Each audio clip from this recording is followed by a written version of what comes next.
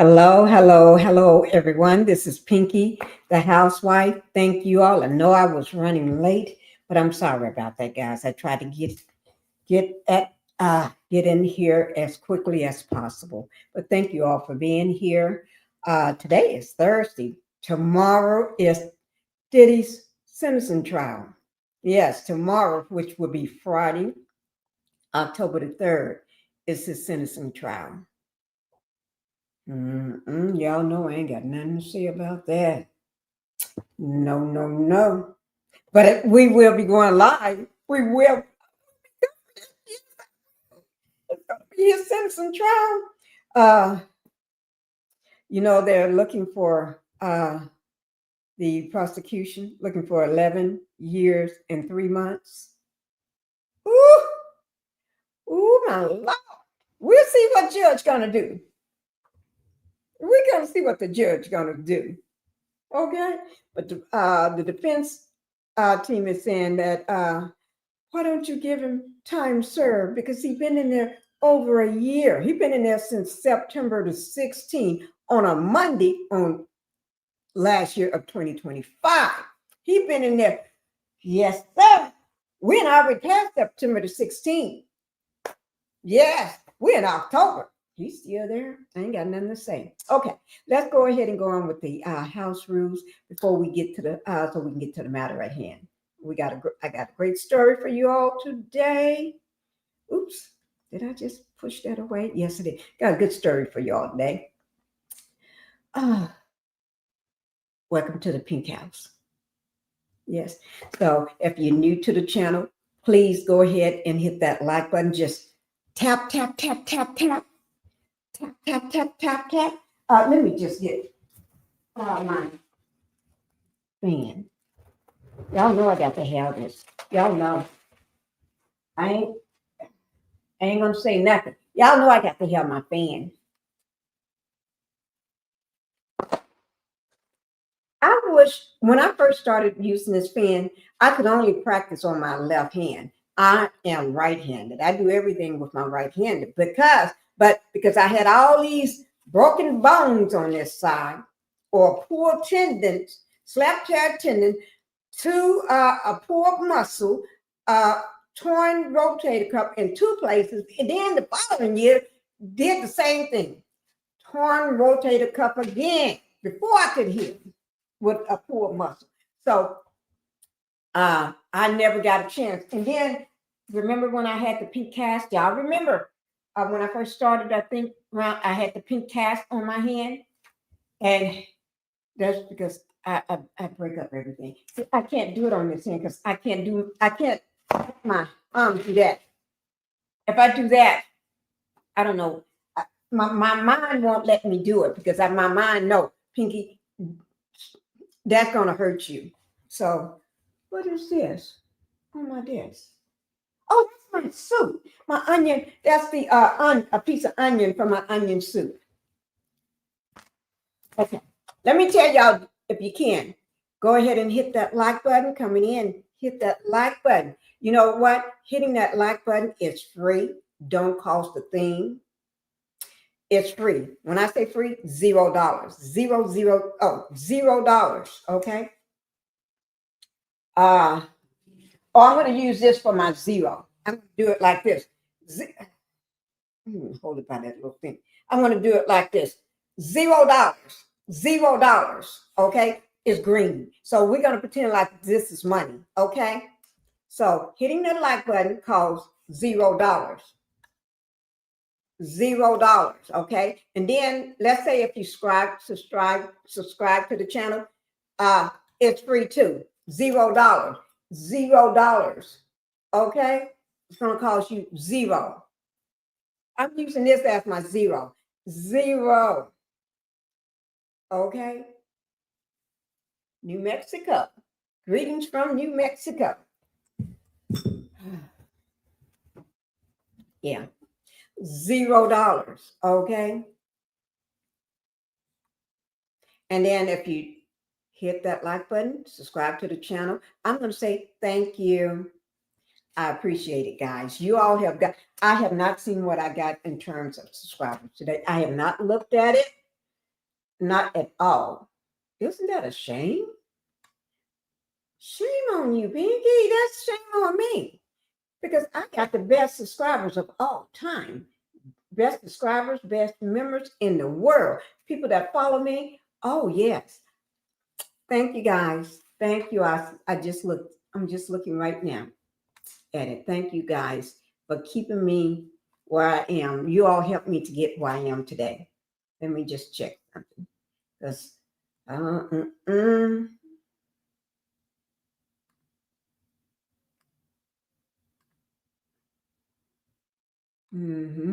just checking things out right now.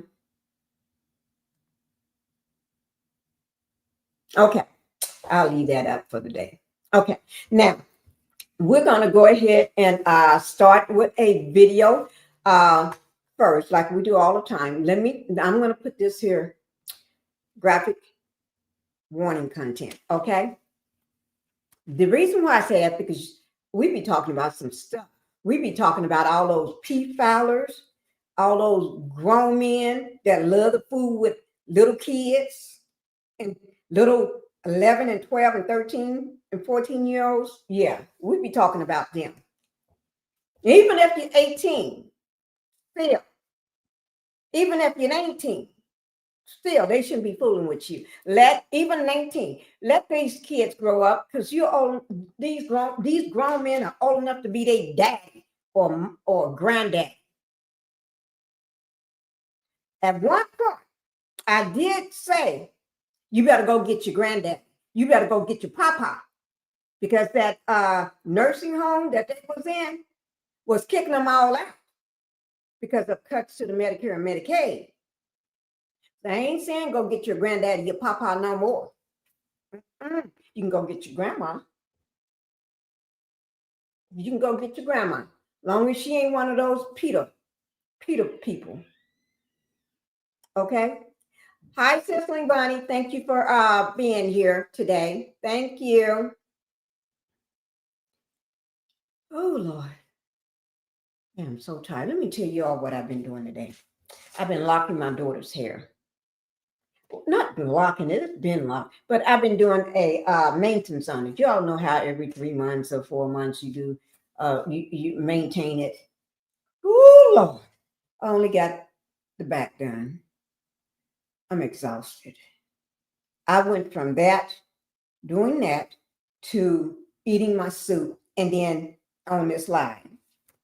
Ooh, I'm tired because my daughter got long hair. No,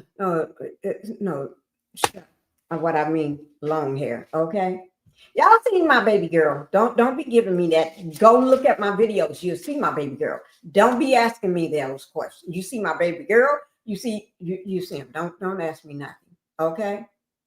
Okay. Let's go ahead and get up to the matter at hand. Okay. Y'all know. Let me just say this. People are losing their jobs. Hundreds and hundreds and hundreds of jobs been lost just in the last week, 2 weeks. It's been going on for the longest now. Ever since January. It didn't start until after January the 19th. But people have been losing their jobs ever since. Okay. So yeah. So we're gonna listen to somebody that lost their job. Okay. I feel sorry for them. I pray for them that they can find another job, because people have to support their kids. People have to put food on the table. People need to pay their rent and their mortgage, their car payments. You need that car payment to get you back and forth to work if you still got one, or help you to go find another job. You know, a car can be used for many things. Not Tesla. Tesla is too small. Not that car. I ain't talking about those big coffins. I'm not talking about them. They're ugly anyway, though. But if you got one, I didn't call them ugly. I'm just thinking it out loud. Okay. But anyway, let me just put on a short video for you all. Y'all, tomorrow I will be live, and I'm going to bed early tonight. Okay? So if you're in the bushes right now, y'all come on in and hit that like button. Hit that like button coming on in. Oh Lord, I'm just so broke down. Ooh, oh Lord. That working on somebody's head is about to make me tired. I've been doing her hair for years. For years. I'm not until she decides to, when she, you know how kids, when they get grown, no, I'm not calling them grown. Then think they grown, they think they're grown, and they know more than you. And then they think you don't know what you're doing, but you're the one that been doing her hair since day one. Day one. She never been to a beauty salon, never been to a hairstylist or whatever you want to call them, a beautician. She never. And then when she started going on social media, just looking, and then everything, looking at all these videos of people that got their hair like hers in locks.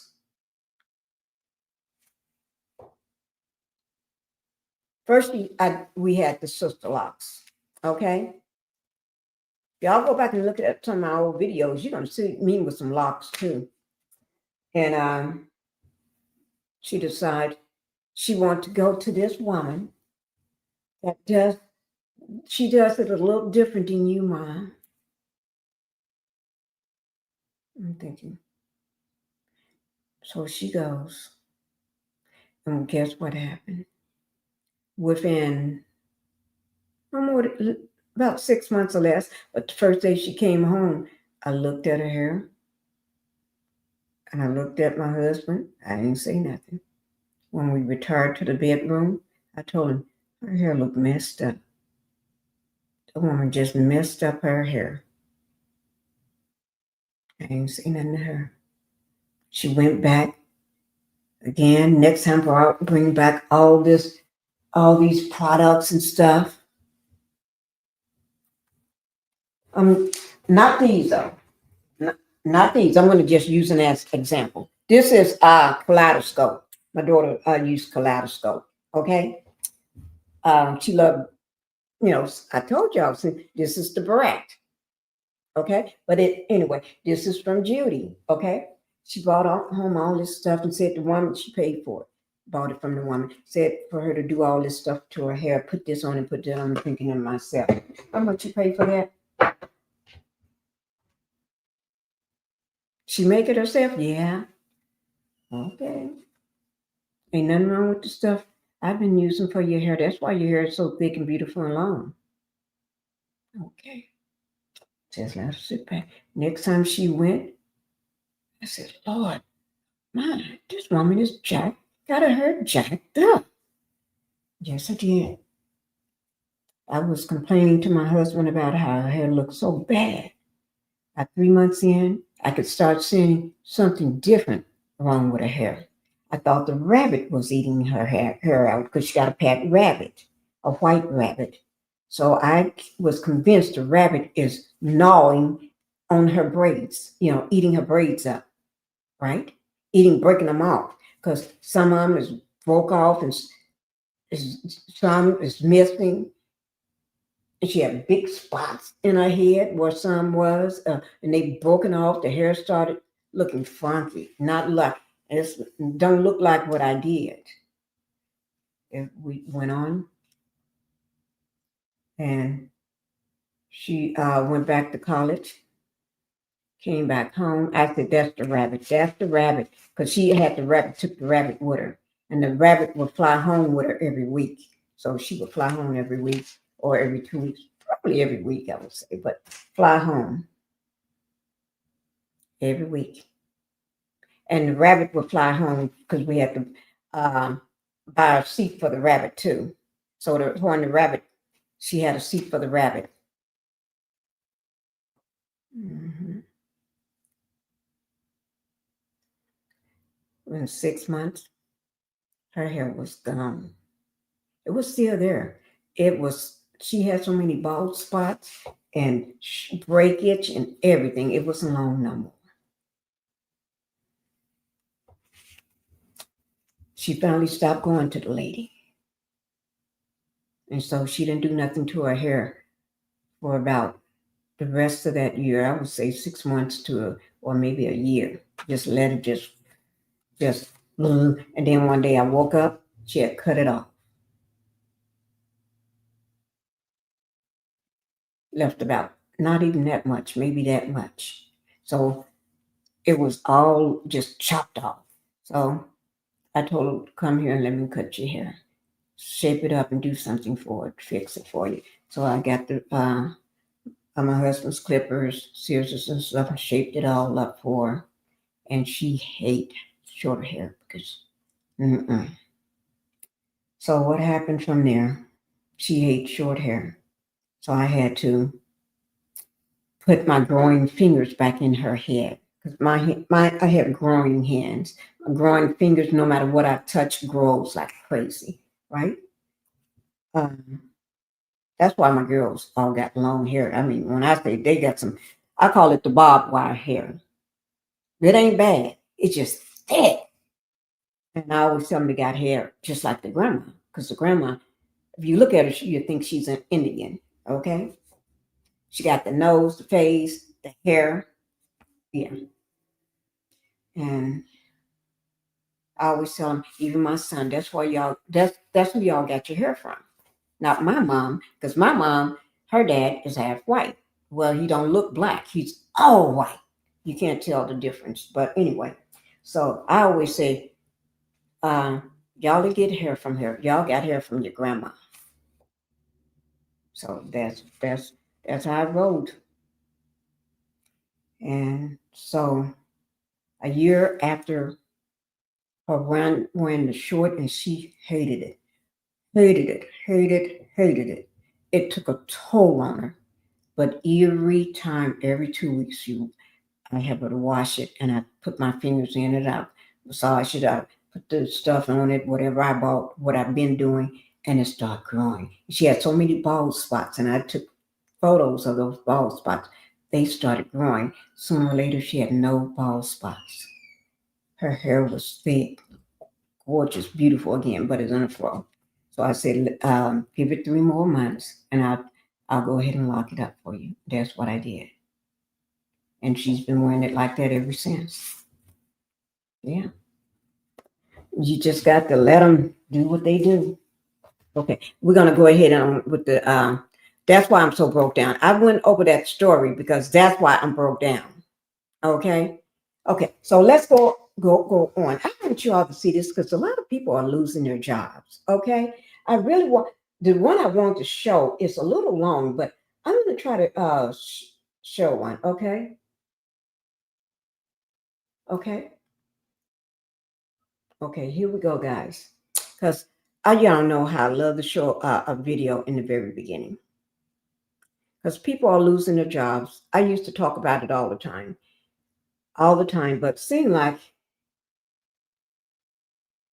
people don't want to know what's going on in the world. They'd rather just hide their head in the sand.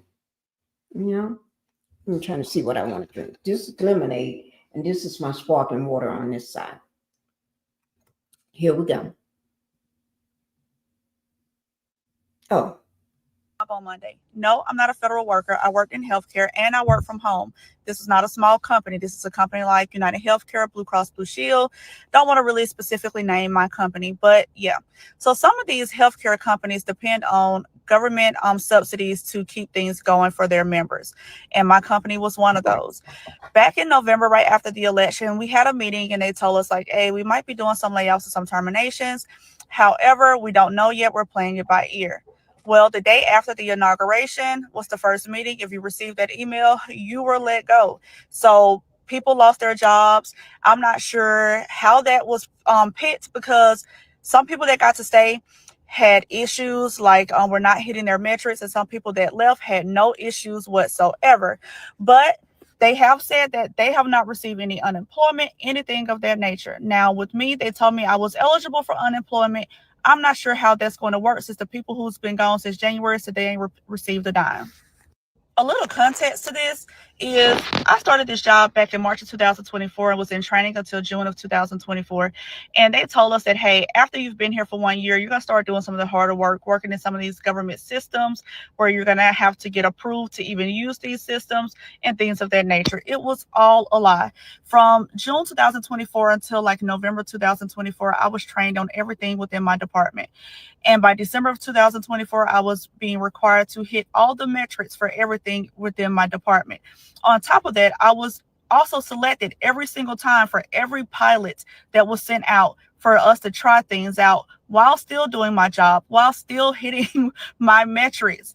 And yeah, these are the same things that people that have been there for 5+ years, they're doing it. And they're expecting us to have 100% doing it. Said all that to say this is not to scare you. This is just telling you to be proactive. Once they told me that it was possible layoffs happening, I went and updated my resume. I started applying for different positions. The same day that I got let go, I had an interview that day because I had already been applying. I'm not sure if I got the position or not. No, I'm not a big creator, so I don't get paid a lot of money off of here. This will be my first actual whole month in the creator program. I've never been in the program for a month yet. So I am prayerful that I'll find something else. But until then, y'all will just be seeing my face because I can't let the depression and stuff kick in. I have to keep going. So I'm encouraging all of you all to do the same.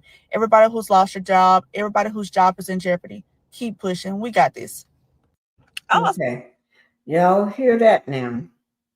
Because that's been going on. I just haven't brought it up in a long time because when I tried to bring it up, it seems like nobody want to hear that. Y'all don't want to hear it. But a lot of people that watch my content, that is happening to you, but you don't want to hear it. I would love to tell. I'm not going to even worry about that. Let's go ahead and go on to the. Let me just show you all this video. I saw this video here today. I mean, was it today? No, last night. It's not a video. It's a picture. I saw this last night, and it struck a sense of. It struck a chord in me, like pride. Look at that picture, guys. These are Black women, but they are cowgirl, COW girls, not cowboys, but cowgirls. Lord, look at the one in the middle, the one dead in the middle. She looks serious. You know, she looks. Y'all see how serious she? I was so proud when I saw that picture. I just left it sitting up and I said, I'm not going to bother that. I'm going to leave it here because I don't want to forget it. Because I'm going to make sure I show this picture to everybody. So even if you're not in the house, to Pink House tonight, whenever you watch my video, I want y'all to look at this. These are 5 Black cowgirls, cow women, but you say cowboys, cowgirls. And look at this is an authentic picture. You can tell by the edging on it and stuff. But I want you all just to look at them. Look at their hair. Back then they didn't have weave or wigs or what do you call them things? Whatever. But anyway, look at all of them here. Some of them got it braided down the back. The 2 of them got their hair look like it's braided, but you see how natural, and look at their face. Beautiful face.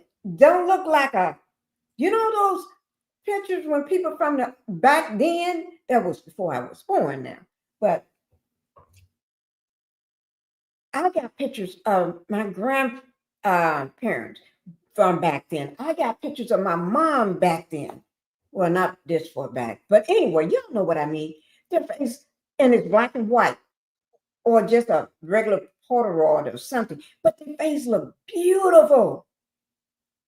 They ain't got a makeup the first one, but their face look beautiful. Their hair looked so shiny and healthy back then. And look at these women.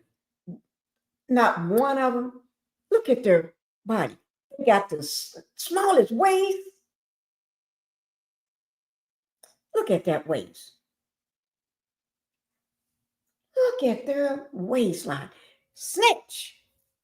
They snatch. Not snitch. Snitch is somebody that's a rat, but snatched.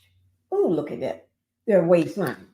They standing in their boots, their jeans. So women, back then, women wore blue jeans. What's wrong with wearing blue jeans? Some people don't wear, but look at them. I thought this was a great picture.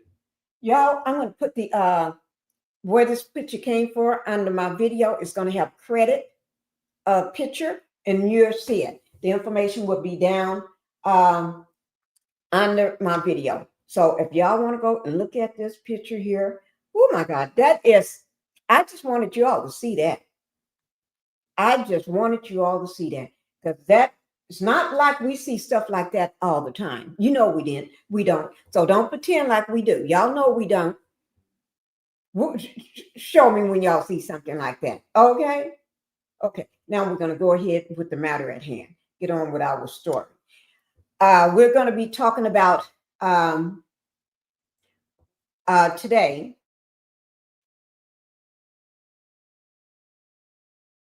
Date.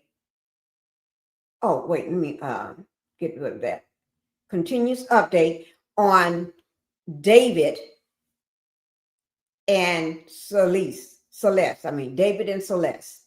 Okay, David's case, and it's not look like it's doing any better. Okay, it's not like it's turning any better. And then we got Diddy to the left. Diddy, because tomorrow is his trial. October the 3rd at 10 o'clock. And y'all know I'm going to be on it. I will not be late. But if you're late, you can be late all you want.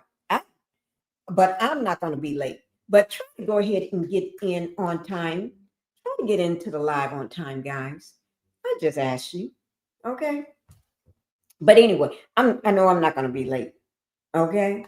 Because I'm going to have my husband and wake me up. This morning, I didn't wake up until about, was it 1 or 1 o'clock? Oh, 12 o'clock. I think I want to say 12 o'clock. Let me see. I can tell on my phone. Because let me see. What time did I wake up this morning?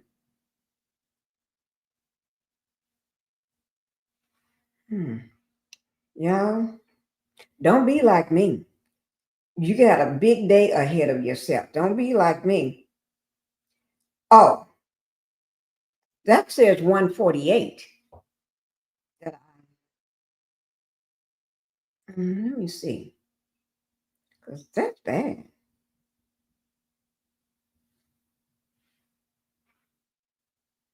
That's bad. Let me see. When did I wake up? 11:40. Was it 11:40? No, I was still asleep. 12:50. I woke up 12:50 today. 12:50. I told y'all. But I'm going to have my husband to wake me up for the trial. And I will be sitting in my chair right here in the studio on time. I will not be late. So y'all do what you may.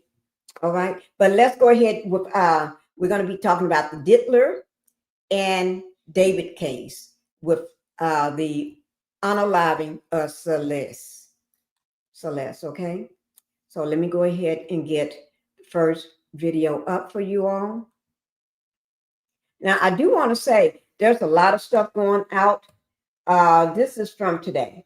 A lot of stuff is going out. When I say a lot of stuff, this is InnerCity Press, guys. This is Matthew from InnerCity Press in New York. Now, let me just say there's a lot of stuff is going on with the David case. Okay. My understanding, David got canceled. David sought the help of an attorney. Yeah. And his manager is speaking out. I mentioned that yesterday. I don't know, did we get into it yesterday? But his manager is speaking out. Everybody else is distancing themselves. His brother, I don't know what his brother is doing. His brother is Caleb. I think his name is Caleb. I don't know what he's doing. And the manager's name is Jason. Is it Jason or Joshua? Let me just see. Y'all know, don't be coming at me because shoot, I got so many stuff I be trying to do. I ain't got time to keep up with everybody's name. Did I write it down? I wrote his name down somewhere. Let me see. I tend to write backwards in my book. Caleb, that's it. No, Caleb is the brother. Josh is the manager, Marshall. Okay, but anyway, and then there's another person had to speak out. He worked on an album, a track with David. He worked on a track with David, and when he did talk to David about wanting to know what's going on, David, and everything, because he had recently just saw David. He wanted to know what was going on, and he just said, David mentioned it's just people just trying to cause mess, just trying to what do you call it, clout or whatever. But anyway, David brushed it off like it's nothing, just people being messy on social media and everything, right? But it didn't go away. So but the label and stuff was telling him that not to play. It was one of the songs. No, on one of the songs, it was something in it dealing with Celeste or something. And they told him to take that part out, edit the video, remove that part, and keep everything else the same. So that's what he did. And then when he made sure it was done, gave them what they needed, he gone. He ain't fooling with that, because I guess you ain't fooling with nobody that's fooling around with a child and everything. And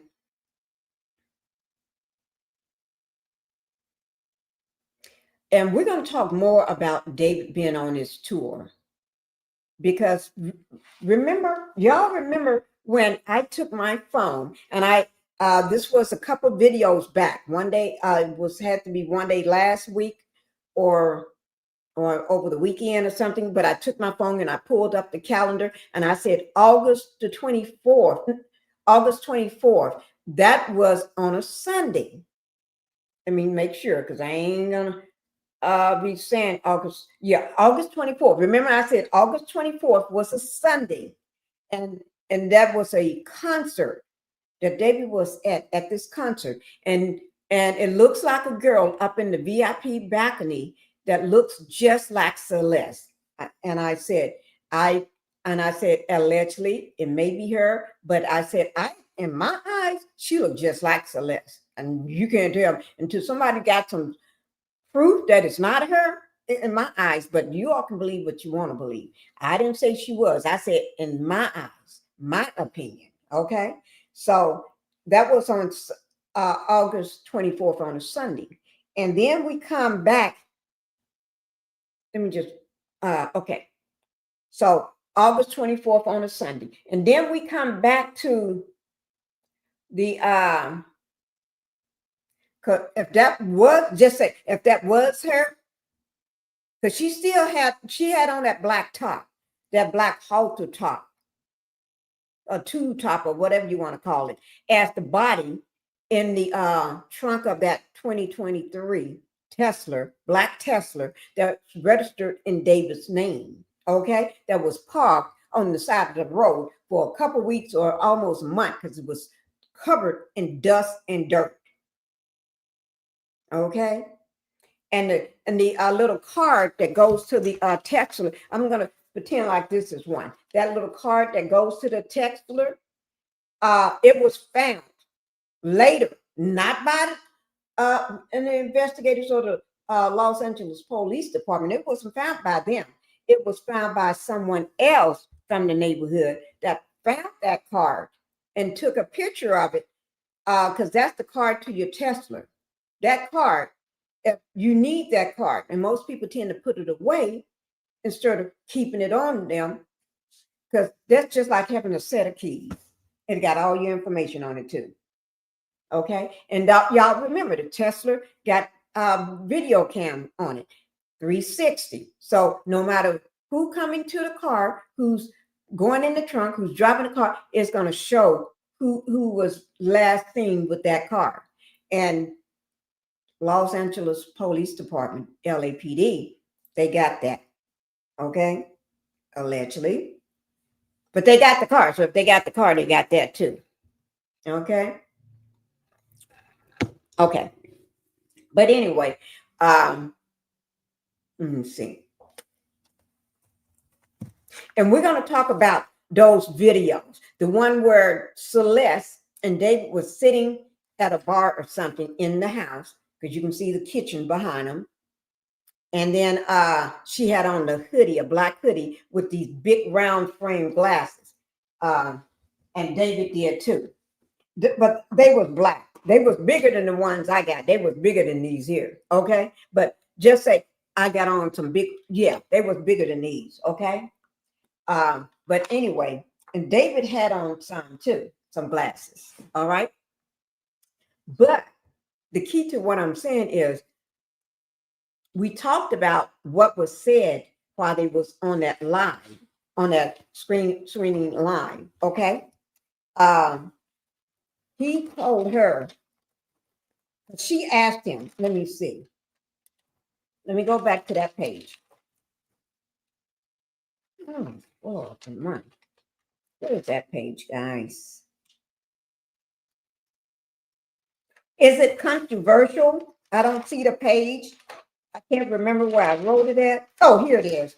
He said, somebody typed in the chat something about no, they typed in, is it controversial, RAPING kids, or our what with kids, right? And soon as David saw that, his eyes bucked. He did this, and don't forget not Cassie, we're gonna talk about it, but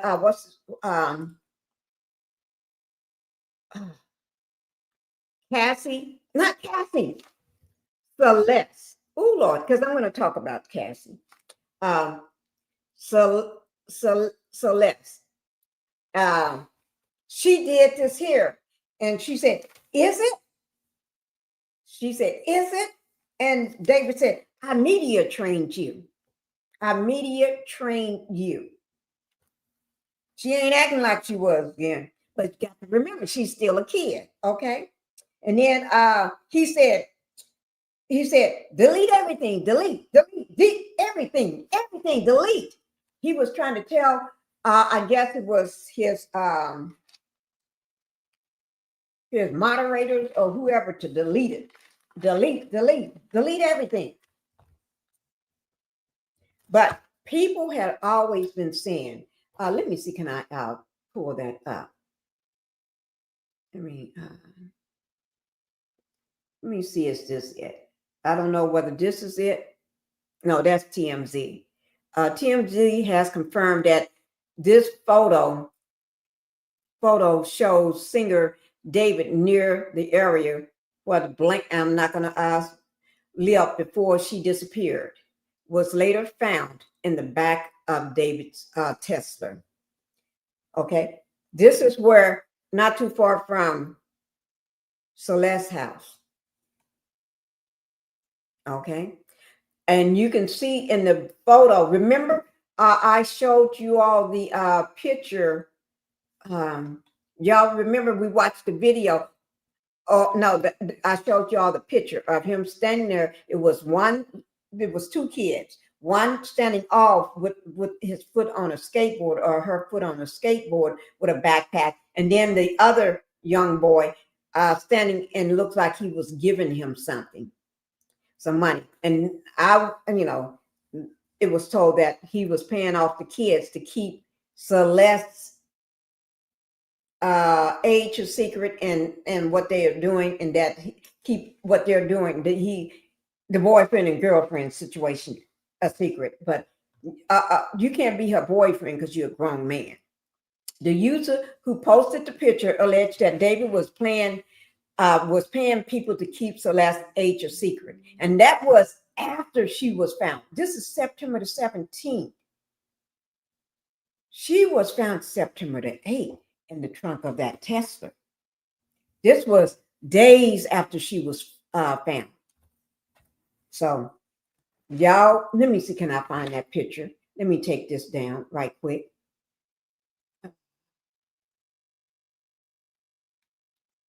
Tell you what, let me just see, can I find that picture right quick? Oh.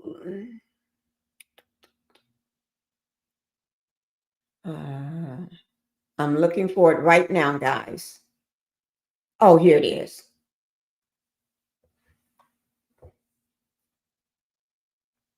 Wait, here it is, right here. Okay, that's the picture. That is the picture. Remember, we showed this, I showed this picture. I didn't show it probably about two times. This would be the third time I'm showing this picture. This is the one where they said he was paying people off. Okay. All right, let me go ahead and remove that. And now we're going to get and let me just, and this is the one I mentioned where they were sitting at, looked like maybe a bar. There's a sink behind them and all this here stuff. And somebody said again, then somebody said no, but we can't read lips. Then somebody said yes, then sound.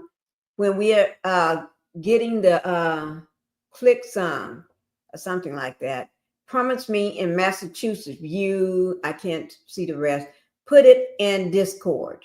David Epstein flight list. Oh, when I saw that,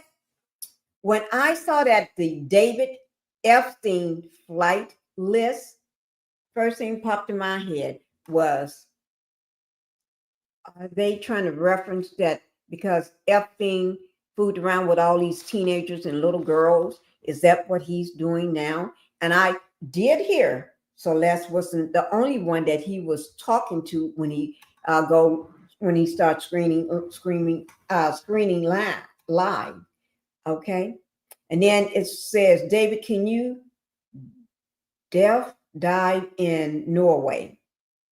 That's August and September. August and September was some of his tour dates, right? And then somebody said, when you coming to Switzerland? So, yeah, I don't know. I don't know about all that. I have no idea about all that. You know what I'm saying? And let me just see what some of these other ones say right quick. This one,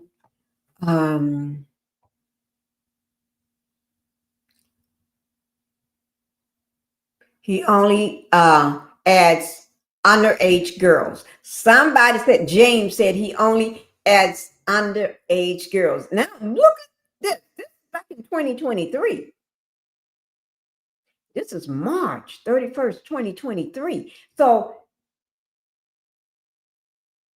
Celeste was, this year is 2025. So she just turned 15, and at her death. That was at her death. So, but she was unalived at 14. So, in last year, she would have been, that was 13, turning 14 this time last year, turning 14 this time last year. And then that's 2024. And then in 2023, she would have been 12, turning 13. Y'all get what I'm saying? 2023. Let me write this down so y'all know. And 2023, she would have been 12 going on. And then when her birthday come, she would be, her birthday, she had a birthday while she was in the trunk of that car. And right after her, so her birthday had got to be in September, because that's when she was found, okay? And then in 2024, she was 12 going on 13. Okay. Then the 2025. So she was 13. No, turning 14. No, I'm backwards one. Okay. 2023, she was 12, turning 13. Okay. And then she was in 2024, she was 13, turning 14.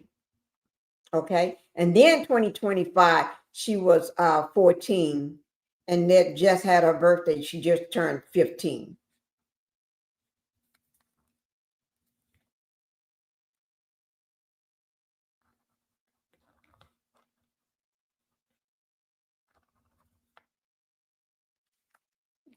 Okay. So y'all see that? So he had to be messing around in 2023. She was 12 and won't be 13. So at the time of this post, March 31st, 2023, she was 12. She would have had a birthday coming up in September, but she was 12 then. But allegedly, he met her when she was 11. Okay. Okay, y'all get what I'm saying? And that person, James, said he only asks underage girls. And okay, right. That's what somebody just said. Okay. Let me see. And then this is 2022 now, guys. Look at this one. This is 2022. Think about it. In 2022, if she in 2023 was 12 and won't be 13 until September, okay? Look at this here. So this is October the 23rd of 2022. So she's 12 now. She's 12. She just turned 12 in September. A month after this post, she had turned 12 in September. But look at this here. Look at Celeste here, Celeste in here. So think about it. She was 11 doing, in 2022, she was 11, going to be 13 in September of 2022. So she was 11, getting ready to, y'all see what I'm saying? Y'all, I hope y'all get it. Then he said it again. This is David. At David, he said, Celeste in here? He asked the same question again within the same time frame. 10/23/22 at 8:14 p.m. Then again at the exact same time. Then somebody said, hi, David. Y'all see that? Barb. Hi, David Barb. See? That's what they be meaning. Remember the person said he only asks underage girls. Why would somebody that say that to you? They got to know something. People don't just say that just to be saying it. Okay, a resurfaced clip of David from January 11, 2024 shows him with Celeste. Okay, Art is her part of her name on screen, where he tells the mod to delete all VODs and clips after he ends the screen. Delete all of them. Delete. Y'all remember I said that? He want everything deleted. Because people on this on social media, Discord and all that, they already know this man loved kids. He loved the young ones, the baby, the little girls, the teenagers. What grade are you when you're 11 years old? I don't know, because my kids are big. I can't remember. I should ask one of them, but I ain't got time to think about it. Well, y'all know, if you got kids or just around that age, you know what grade they're in. If you got grandkids, you know what, because I only have one grandchild, but he's only 1 year old. I just got my first grandchild. He's only one. So that don't count, because he got a long way to go before he even get into anything. Okay. So if you got grandkids that's in school, if you got grandkids that's 12 or 13, 15 or 11, you know what grade they're in, or kids that age, because I don't know. I can't go back. I can't think back like that. Okay. Let me see. We just did that one, right? Let me see what this one says. This is in 2023. And remember what I said in 2023? She was 12 going on 13. In June, she was still 12, though. She was still 12 in June. She won't be 13 until September. Okay, just say this time last year. Somebody is, what is this? Hi, what is it? Alan? I represent David, and we request that the track, remember that track I was telling you about, to remove something off the track and then send it back to him.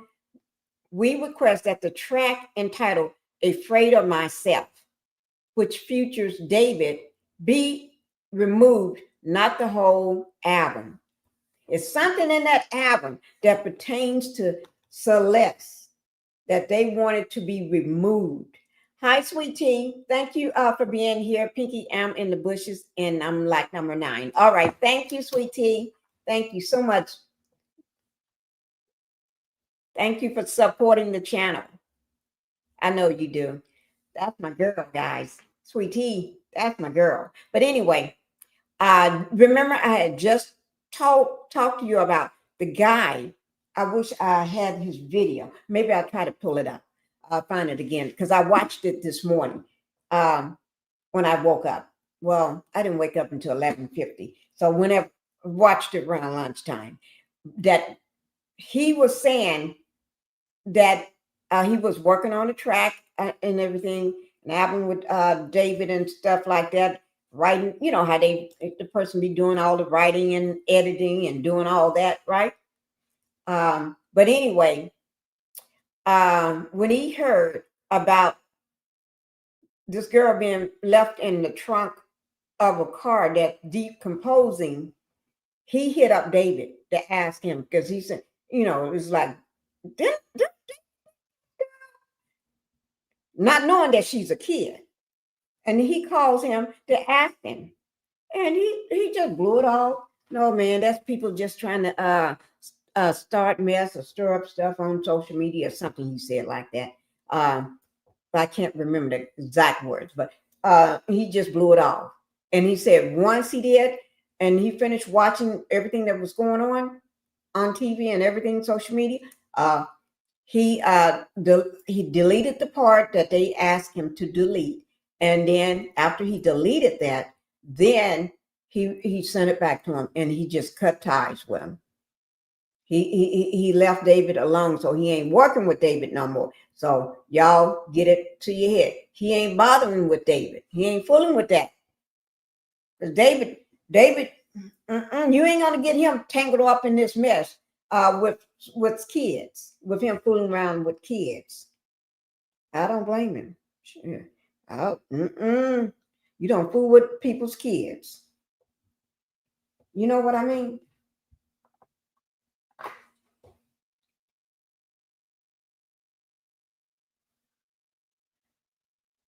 Let me see.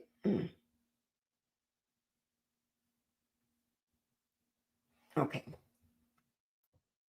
Okay. You don't fool with people's kids. But you know what?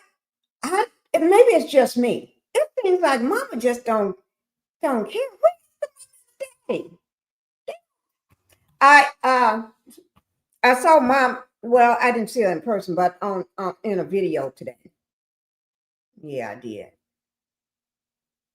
And they don't. I ain't gonna say nothing at all about the mama because it don't seem like mama is.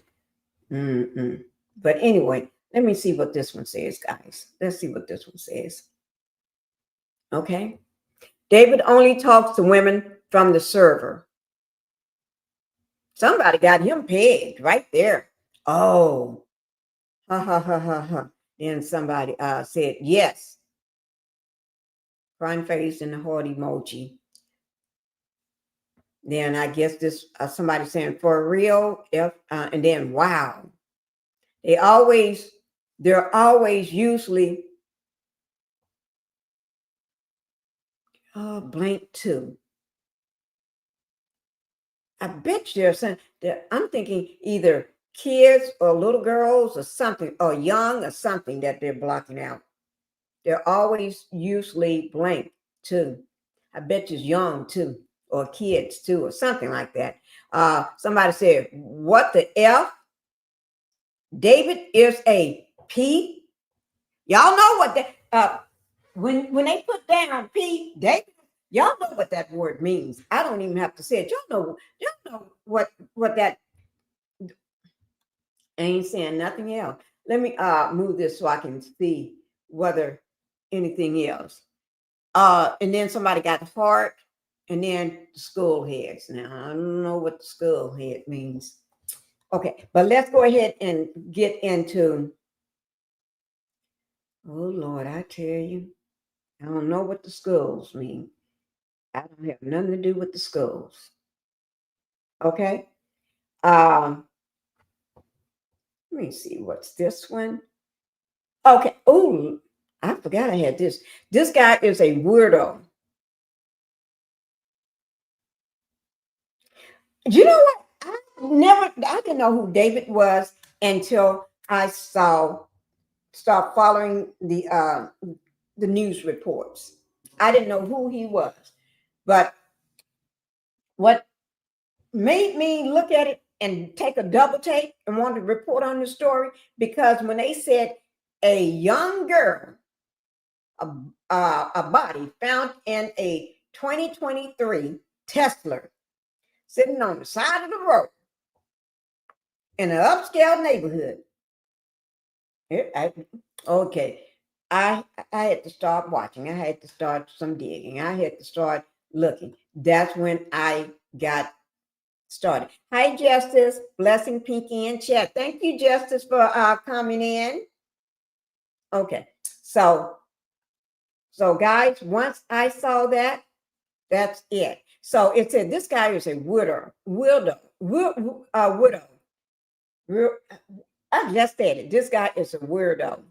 A close friend, blank sister, from the IE ran around away last year, and this is who she was with. Oh my God. Now, a close friend, blank sister. Now, I saw this where they didn't have it stretched out. Now I'm trying to remember. What was that? Where I can't remember. A close friend, a blank sister from the IE ran away last year. So last year, and this is who she was with. That's the David they talking about. We think her sister was blank her out.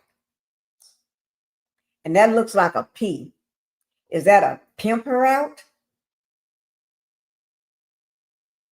You know how you just trying to fill in the blanks. You all know how sometimes you get on these game shows and you got to fill in the blank. You either right or wrong. Okay. She was in 7th grade at the time.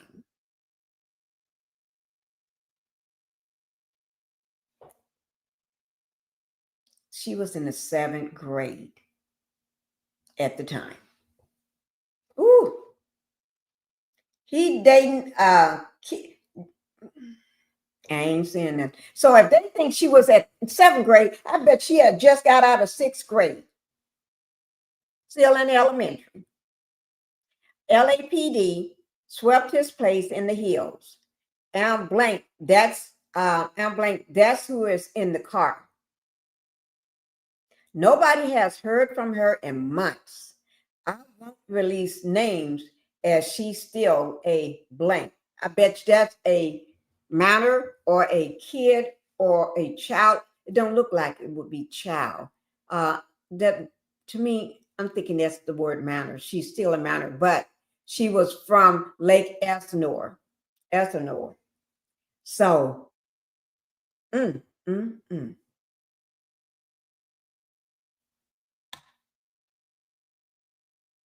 Mm, mm, mm. Y'all.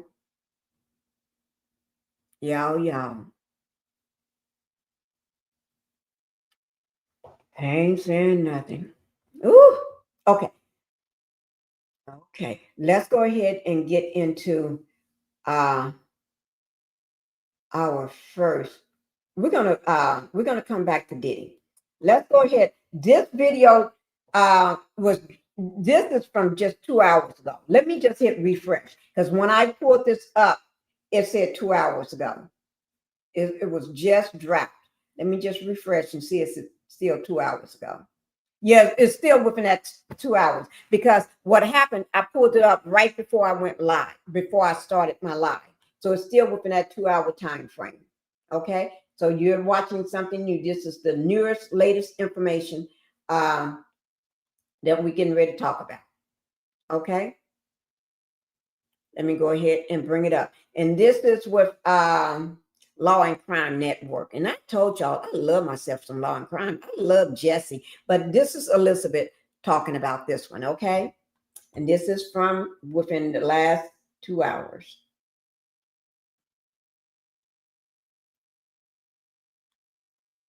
So y'all, here we go, guys. I have not watched this, okay? I have not watched it. So I'm going to watch it and do my reaction video right here in front of you. Okay, here we go. Into what happened to 15-year-old Celeste Rivas Hernandez takes another turn, but still no arrests or even charges made in connection to her death. That hasn't stopped David, though, from lawyering up. Is it because charges are on the horizon, or is it simply damage control for the 20-year-old musician? We're exploring the latest and where the investigation currently stands. This is Inside the Crime, presented by Law&Crime. I'm Elizabeth Millner. Right now, it's still unclear how 15-year-old Celeste Rivas Hernandez died. Her body wasn't magically put in the trunk of singer David's Tesla. Someone had to put her there, right? But who? Either way, it seems like police are tackling on a new lead that could change everything that we first believed about this case. The death of 15-year-old Celeste Rivas Hernandez has captured the attention of many. She was reported missing by her family in April of 2024, and the next update it seems they received about her whereabouts was a death notification from police. We already know Celeste's body was found decomposed in the front trunk of singer David's Tesla in early September. Now, investigators believe it is a strong possibility she had been dead for a while. According to the LA Times, the Tesla was ticketed 11 days before Celeste's body was found. Even when tow yard workers brought the car to the yard, the odor coming from the car was so foul they called police. And while all of that Let me just say this. And we've been talking about this for a while, that she's been unalive for a while, right? So if she was unalive for a while, what did they? So that means either two things. They unalived her and then put her body, unalived her, chopped her up, dismembered her arms and legs, right?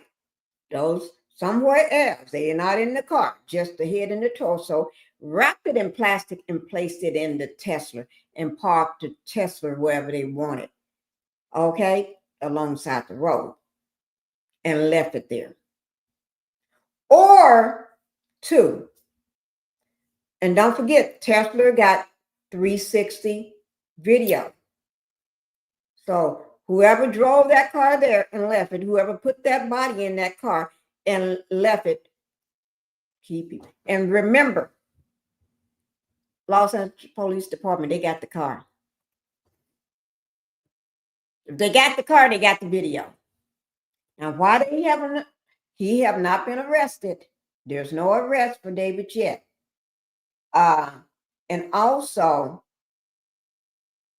the body has been returned to the family. Was returned last week. Also, we're still waiting. They haven't made no big press conference. They haven't gave us no information. We're still waiting. And all that, just remember, covered under Section 107 of the Copyright Act of 1976, that this video is for fair use for the purpose of criticism, comments, and news report, teaching, and scholarships and research. Okay? All right. Here we go. Oh, that was one. Or the second one, either they something happened where they unalived her and they had a body somewhere in the house before they moved it. And now if they had it in the house or somewhere until they moved it, I guess that's Or did they do it when they unalived her, chopped her up, and put her in the car and just, or is it somebody being framed, or somebody helped, or who helped, or do the brother know anything? Do the manager know anything? Or who? Who knows something? It's very, very gruesome. What we don't know is, though, how she got there. When did she die? Was she murdered? What was her cause of death? All of those questions are still up in the air. But given all the mysterious circumstances in this case, it's left a lot of people wondering, why are there no arrests? Could charges be on the way for David, though? I mean, officials did say Celeste's body was found in a car registered to him, and we did learn he hired a high-profile criminal defense attorney. The hire might be strategic, especially as there's so much speculation going on right now. First, you have the reports that Celeste and David were allegedly in a romantic relationship, even though she was still a teenager. Celeste's mom said that her daughter's boyfriend's name was David. Then you have the matching tattoos both David and Celeste have on their fingers. The fact her body was in a car registered to him. He was spotted in a resurfaced photo in Celeste's hometown of Lake Elsinore. He had unreleased songs where the name Celeste was mentioned. He posted a music video earlier this year of him dumping a corpse in the trunk of a car as he portrayed himself as both the killer and the victim. Is it too many circumstances that make up one big coincidence, or is there more to the story? But who is the criminal defense attorney coming to his defense? David has reportedly tapped Blair Burke to represent him amid the ongoing investigation. Burke is known for representing other famous faces like CeeLo Green, Bruno Mars, Lindsay Lohan, and did they say Blair? Tapped Blair Burke to represent him. That's name. Well, you know, not that. Let me write that down so I remember. Because that way I will not forget. Okay, that's his new attorney.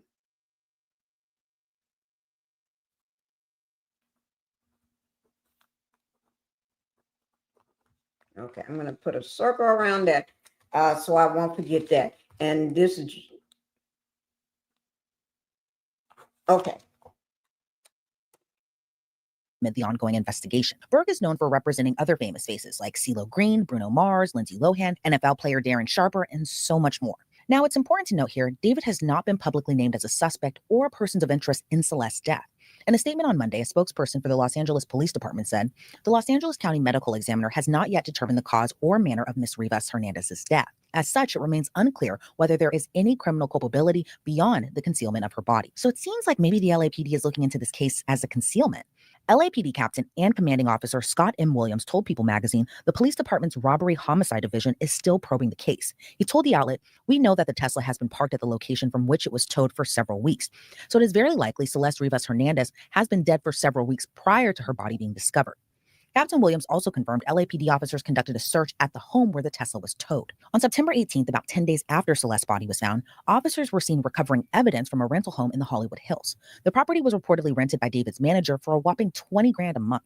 Law enforcement confirmed they did recover a computer and other evidence, but 2 days after the search, David and his manager Josh Marshall moved out of the property. David's manager did release a statement recently about all the speculation online he's been seeing about the case. He wrote on social media, quote, "This is the only time I'll speak on this matter, for now. This has been a tough time for my family as I am a father of 3 children. I received no emails and I'm no one's roommate. I live full-time at home with my wife and kids. My daughter is 14 and this news is affecting so many lives. I never received any emails. I had zero knowledge of anything and I don't live in California. Also..." Okay, so that's his attorney, not his attorney, that's his manager, Josh Marshall. He got kids of his own, 3 kids. He got one that's 14-year-old. You know what a 14-year-old look like. You can't say that you don't know what a 14-year-old kid looks like. You got kids. You know that's a child. Let me ask you this again. Let me just say that.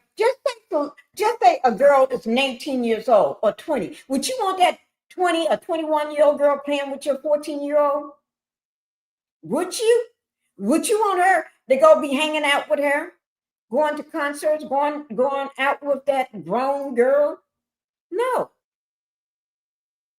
You got kids. You got a 14-year-old. Would you want somebody that's even 19? You say you're too old to be hanging around her.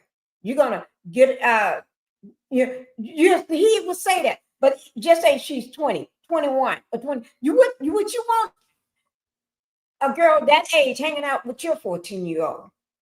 No. Any grown person will tell you, mama or daddy will say, no, what you doing hanging out with my child? That she's just a kid. You see what I'm saying? So you know what a child looks like. That is a child. Everybody knew what she looked like. Okay. I work remotely 95% of the time, and my job doesn't require me to have much interaction with any of my clients / David, as there are many others that work with him on a day-to-day capacity, not me. This news is tragic for so many and for her family. I hope the proper authorities get to the bottom of it soon. Let me remind people, a lot of this is speculation and alleged. In the meantime, I am with my family helping them emotionally get through the news of this tragedy. Please report on factual information. The speculation surrounding the case has taken was emotional over this too. That means your family had to meet him. Your kids met him. Why would they be so emotional over somebody if they didn't meet him or know him? Are you emotional, Josh?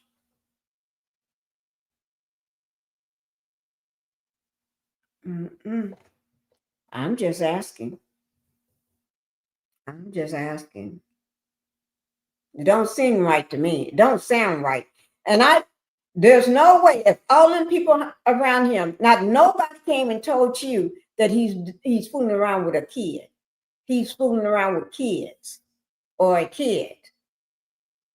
He's dating an underage child.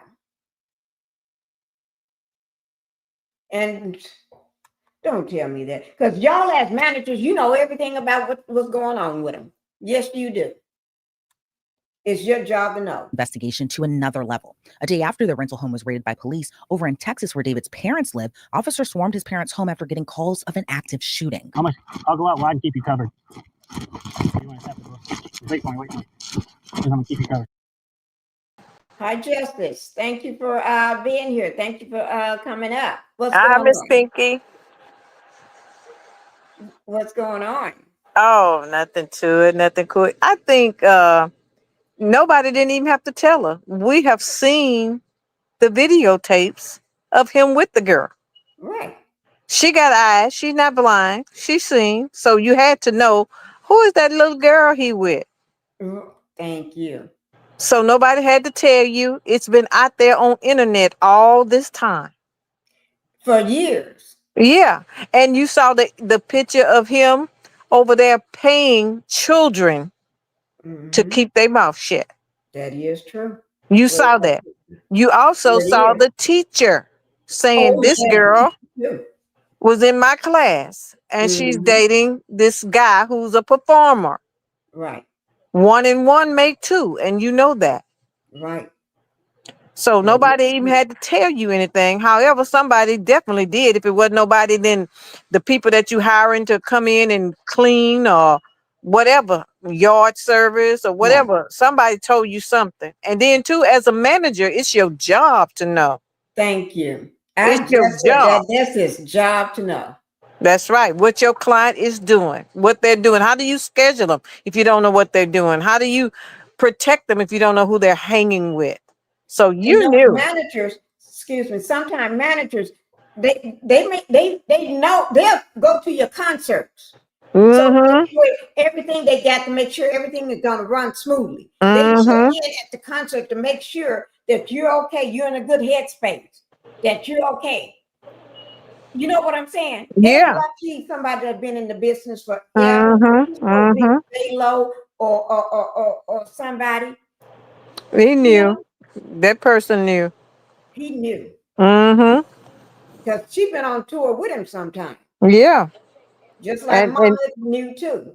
yeah, definitely. Yeah. Definitely mama knew. Mm-mm. Mm-hmm. And mama know more than she telling. She know why he is the way he is. Right. Mama know. Mm. Mama. And you know what? That's why you don't hear him coming out. That's why Exactly. her mama her mama, his mama, nobody is saying nothing. Mm-mm. And not showing their faces. Mm-mm. I saw the mama's face today. I was watching a video and Mm-hmm. she was talking, but she was talking like she haven't seen Celeste since she was reported missing. But that's a lie because Celeste was at the house September the 5th. Mm-hmm. Not September the 5th. She was at the house on August. It was in August. Mm-hmm. I don't know the dates, but I know the first time she ran away, she was brought back. They say brought Right. back. She was brought back. Yeah. She And going notice, Pinkie, they didn't say she came back. They say she was brought brought back. back. That means the popo brought her back, which Right. means there is a record of it. Right.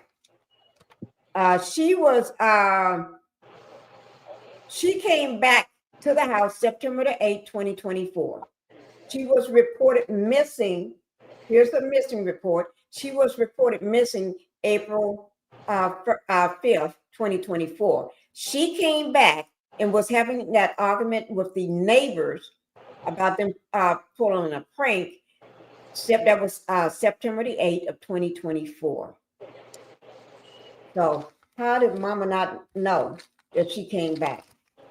Even if Mama wasn't at home, was at work, I'm quite sure somebody called Mama and said she's back. Mom, she's home. Mm-hmm. No. So somebody need to stop the lies. Yeah, I got a problem with the popo, tell you the truth. I don't think they handling this like it's important. No, because she's a brown-skinned kid. Yeah. And then too, one thing I've learned about him, if he gonna travel all the way to her community and pay school-age kids, he'll pay anybody. So I got to look at everybody with a second glance. Who Yeah. else you paying, mama? Let Who me else you see paying? what date that was that he was paying those people. Let me see. I can't remember. Celeste is in here. Let me see what date. It's one of these. 7th grade. No, it was one of these things I put up, gave the date. Mm-hmm. I don't remember which one I pull up. That's not it. Let me see. Well, he was paying the kids off. Mm-hmm. I put it up just a little while ago. But anyway, I just put it up. I can't remember. I don't remember.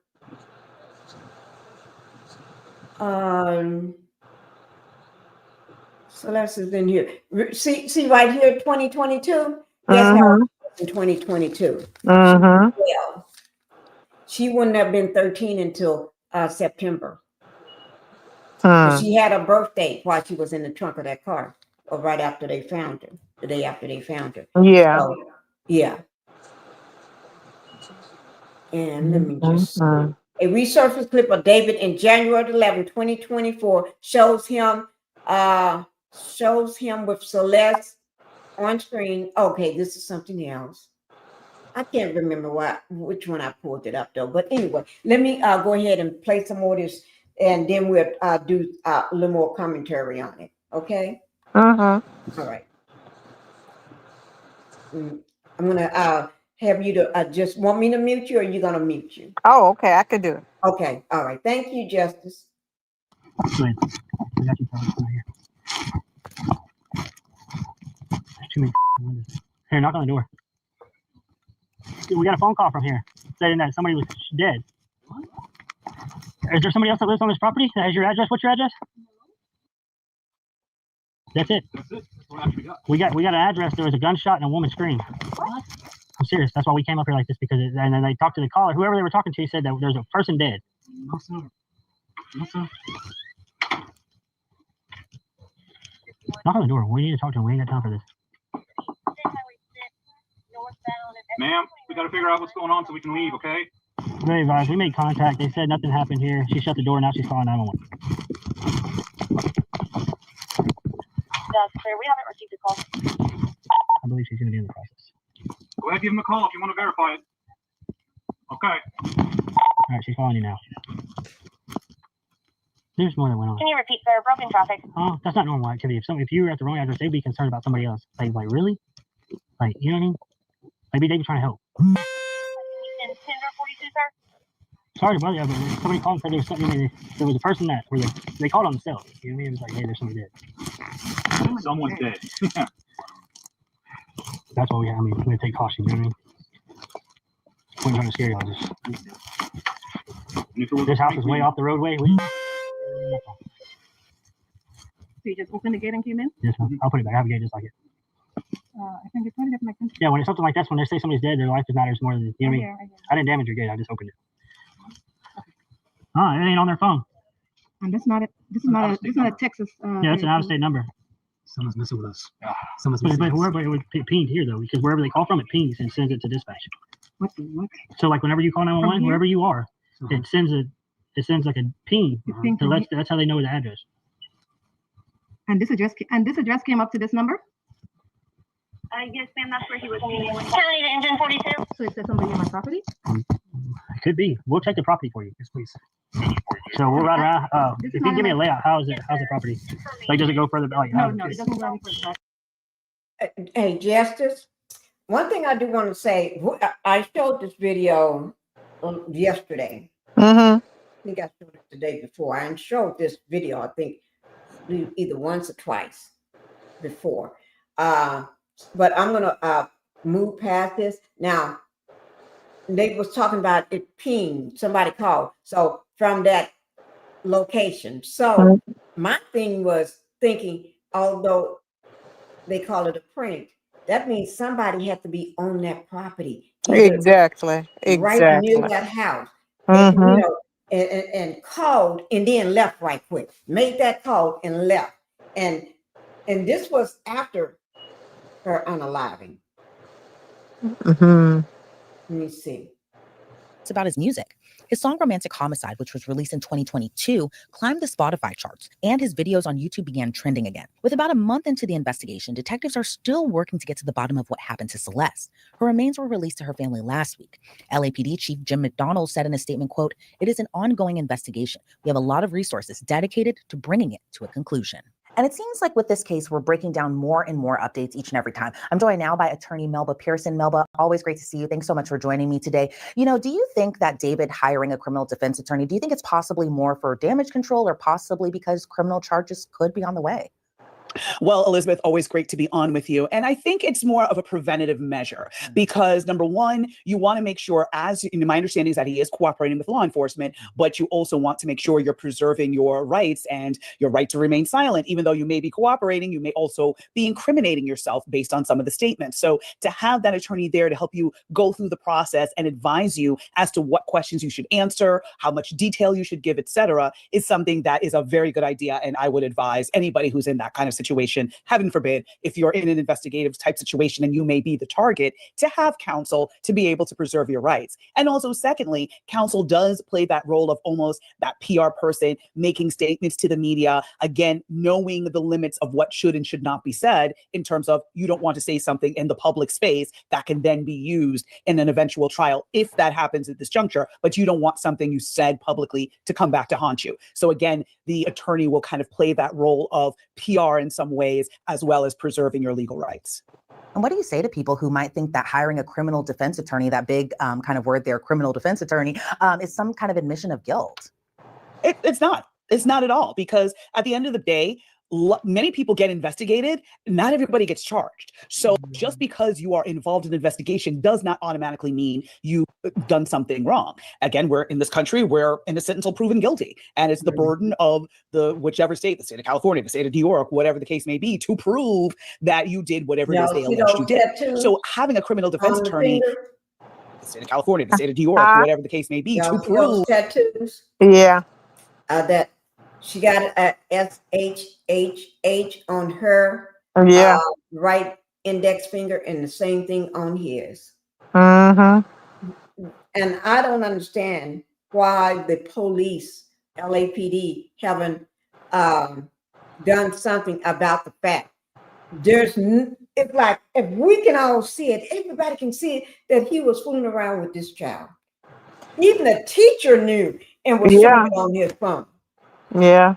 My thing is, they've never taken him in for questioning. See, if you ask me a question in the comfort of my home, I'm more comfortable. And if I'm a liar or if I'm guilty, I have more leeway because I'm in my own environment. But you take me like they normally do, suspect, into an interrogation room, and the detectives start asking questions. They don't have time to be comfortable. They out of their element. But they never has taken him in to ask him any questions. I got a problem with that. I got a problem with it too. Never been taken in. He haven't been questioned at all. No. Not even the manager. Everybody's supposed to be questioned. That's right. Nobody. They haven't even went to bring him in. Go get him to bring him in. Asking him to come up there. And what about, even if they can't hold him right on a laughing charge, what about the Peter factor? Yeah. Because obviously, the text, the videos, everything show it. And the strange thing to me also is not only him, but they haven't taken anyone in. They haven't even went to speak to the parents of the children he paid. How did we know exactly what all he was paying them for? That is true. Those are minors themselves. So he had contact giving them money. We think he's a possible sociopath, unaliver. Let's find out, children. What did he say to you? What was none of that has been. I don't understand the investigation. What investigation? And I showed on not last night, it was the night before, whatever, that her sister said that the Popo haven't even contacted them. Yeah. Let me see, is it here? No, that's the fundraiser. It's somewhere. Let me see. And another strange thing is, with none of this being done, her parent, is not raising enough HELL for me. Because if that was my child and you ain't doing nothing, you ain't took him in, why y'all ain't saying nothing? Why y'all ain't talking to the news people, telling them what's going on and what's not happening? And I don't get it. I don't get it. Most times, if your child was cut, put it in the trunk of the car, decomposed, that family would have an attorney already. They would be in front of a podium with their attorney, like bench. That's right. That's right. Be up there standing and letting their attorney talk and trying to get down to the meat and potatoes and letting us know that they have not been contacted by the LA police. I Look, sister allegedly said yeah, that. look what happened with the caller girl that was missing. You remember when she got in that car with? They say she got in that strange car. We saw her mama and daddy up there, and Mhm. on the news with the attorney Ben Crump and all this Yeah. stuff. Okay. And we ain't seen nothing from this family. It's like the reason No, why this child is out there like that wasn't she ain't had no support. It don't look like no support to me. no, mama ain't.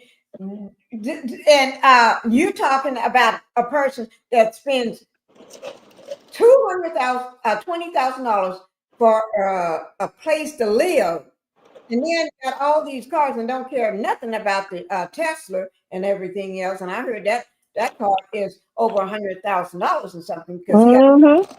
But anyway, oh no, I'll be suing. Somebody gonna tell me something. I'll be suing the police, everybody. I'll be suing the police and the Tesla company. What about that? We ain't heard nothing about that. How long has he had this car? Was he renting it, leasing it, buying Is it? it? What? I don't know. We don't But know it's in his nothing. name. Yeah. Yeah, somebody gonna be popping up with something because I would be on them. But you know what? You got to give a damn to start Yeah, making people be accountable. If yeah, you you don't have to do care, that. and who knows if he paying them, he might have been paying you too. Right. That's allegedly somebody is Yeah, I said might just have giving money, been paying you too. giving money. Mm-hmm. He out there Mhm. paying people. Yep, sure is. that you did whatever it is they alleged you did. So having a criminal defense attorney, not only is it not a bad thing, but it's also something I would highly recommend. Heaven forbid, if I'm in the situation, trust, I have my speed dial list of people who would call, because even I as an attorney know, well, first of all, only a fool kind of represents themselves in a lot of ways. But secondly, you're too close to the issue. So you may end inadvertently making statements or doing things that may put you more in the frame than you even need to be. So it's just a good. I haven't even seen him grieve. Watch He when didn't you show grieve. no emotion. He said he was going on tour after she's supposed to be allegedly gone. Yeah, Until they found her. exactly. So where is she? You didn't miss her?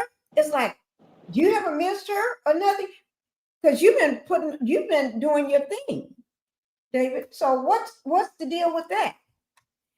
Just as I see you drop down, you can come back up whenever you get ready. Okay. You got kicked out for some reason. Rule of thumb is a good practice. If you end up being involved in an investigation, engage counsel sooner rather than later. And that's why during every single Law and Order episode I've ever seen, most of the suspects are like lawyer before even the first question is even uttered out there. Exactly. And, you know, there's been a lot of speculation online, especially about this case, but investigators are kind of starting to believe this is possibly a concealment case as opposed to a murder or homicide investigation. What are your thoughts and how serious is a concealment case? Even though You ain't gonna cut nobody legs and arms off while they're alive. That's barbaric. Uh-uh. She didn't just pop up and just be unalive. you know, it doesn't stand out as much as murder, but in terms of just how serious that charge could be, how serious is it? Yeah, so my initial gut instinct in all of this, not that I know David or him as an artist or anything like that, but it's one of those situations where if you've committed a murder, are you really going to keep the evidence, as in the body, that close to you? That kind of defies logic. So that didn't seem to really feel like a true pathway or a true recitation of what may have happened. So my gut instinct was always maybe they were partying, somebody she overdosed, something along those lines. Maybe he or someone else, moved her and things just kind of spiraled from there. But it wasn't a homicide per se, that it was just a night of fun that went horribly awry. Now, was that the appropriate way to handle it? Absolutely not. And that's why we have charges like concealment or desecration of a corpse or something along those lines. And depending on the jurisdiction, it can be a misdemeanor all the way to maybe a lower level felony. So it's certainly not in the same realm as murder or attempted murder or anything like that. And I believe in the state of California that concealment is a misdemeanor. So that would be, what he would be facing again if he was the one to place this poor child in the trunk of the car. It could have been somebody else that was partying with them and decided to take the initiative and do something that was horrible and inappropriate rather than calling, EMS, calling 911 or something along those lines. But there is the possibility that if it was a drug partying situation, they didn't want to call law enforcement because, again, they're thinking we've got drugs in the house, we've got a celebrity here, this is all going to be a bad look, so let's try to handle it. And they picked the wrong way to handle it. Yeah, and it's still so much in the air that we just don't know, which makes this case even more mysterious. And I can understand why so many people are kind of captivated by this case too. But Melba, in terms of being an attorney, especially if someone is in the criminal defense kind of sector, how difficult is it to represent a client when so many people have already rushed to judgment on this case when no charges have been filed, no arrests have even been made yet? It is difficult because our system is innocent until proven guilty, but the court of public opinion has a whole different standard completely that has nothing to do with law.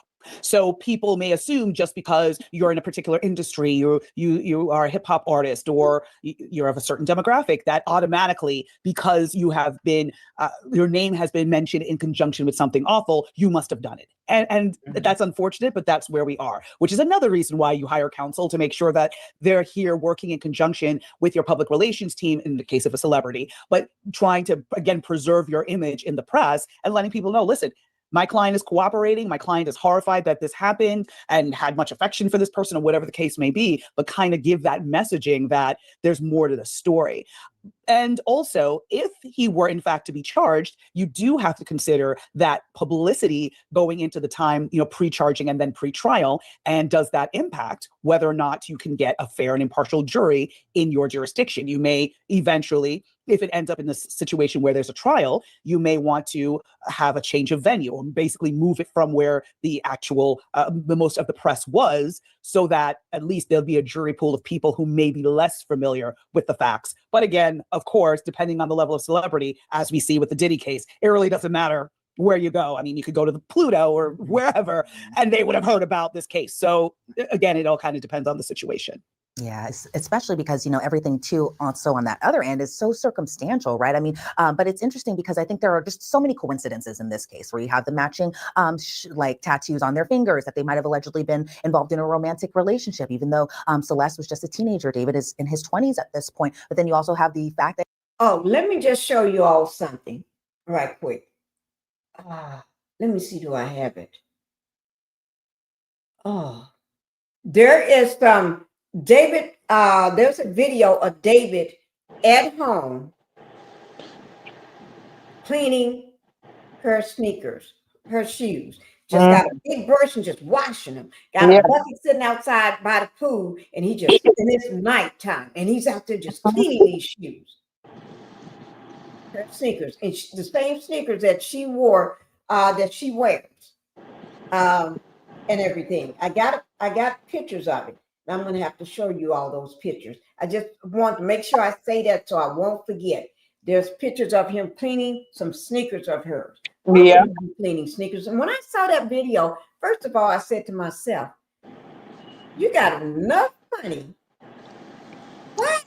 Scrub them sneakers the way he was scrubbing them sneakers. Scrubbing them. And I said to myself, what is he scrubbing off? What where she had been to get the sneakers that nasty? What is on those sneakers? And it's nighttime, and you out there cleaning sneakers. Brush and a bucket of water. You can't throw them in the washer, because I throw my sneakers and I even throw my sneakers in the washer. My kids' sneakers in the washer all the time. Yes, I do. And put them out there by the pool, and he's by the pool cleaning them. And the first thing popped in, I said, you got near your pool, like we do probably, you got tables out there. When you throw them in the washer, then just go out and put them out on the table and let the sun dry them. Within a day, in the heat, they'll be dry. And I said to myself, seems like he's trying to get stuff off those sneakers that he want off like quick. I think all even that money, he could have bought some more sneakers. Yeah, I think even more than that, because he was taping it, he wanted a souvenir. He wanted something to look back on, because he's sick in his head. Because he didn't have to take that. He could have cleaned the sneakers and nobody would have known about it. But he wanted a tape of it. He's a sick person. He wanted a tape of that. Oh my God. Okay. Hi, thank you for coming in, Barb. Thank you for being here, Martinez. Welcome to the Pink House. And said, not to mention, he's such a good boyfriend for cleaning her sneakers for her. You What? if that's your opinion, thank you. Everybody have a right to their opinion in this chat. All right, thank you. I'm going to go ahead and finish showing this. Yeah, I need to put my husband out there to clean up. And I got sneakers on right now. I never wear sneakers in the house, but I got them on right now.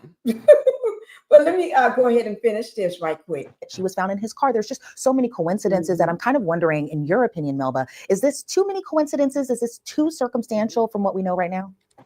Well, it depends on the charge we're looking at, because we have to first off see what the medical examiner says as in terms of cause of death and manner of death. Does the medical examiner, coroner, say that this is a homicide? Do they say it's undetermined? Do they say it was an accident? What does the toxicology report say? You have the situation of whether or not statutory rape charges would be appropriate, but now you have an issue of proof because again, it's come to light that she's not pregnant. So who would be the one to really testify that there was an intimate relationship? We can speculate from matching tattoos and videos of them appearing together in live streams, but that in and of itself would not be enough to rise to the level of proving statutory rape. So we're now in a situation where we're really either looking at concealment or abuse of a corpse or something along those lines, or now in terms of, was he the one that gave her the drugs that caused her demise? That's a whole other pathway that you have to go down and see who would be the ones to testify as to how all of this happened. Would it be friends, people in his circle? Will he be the one to admit to, yes, I gave her narcotics and I did not anticipate that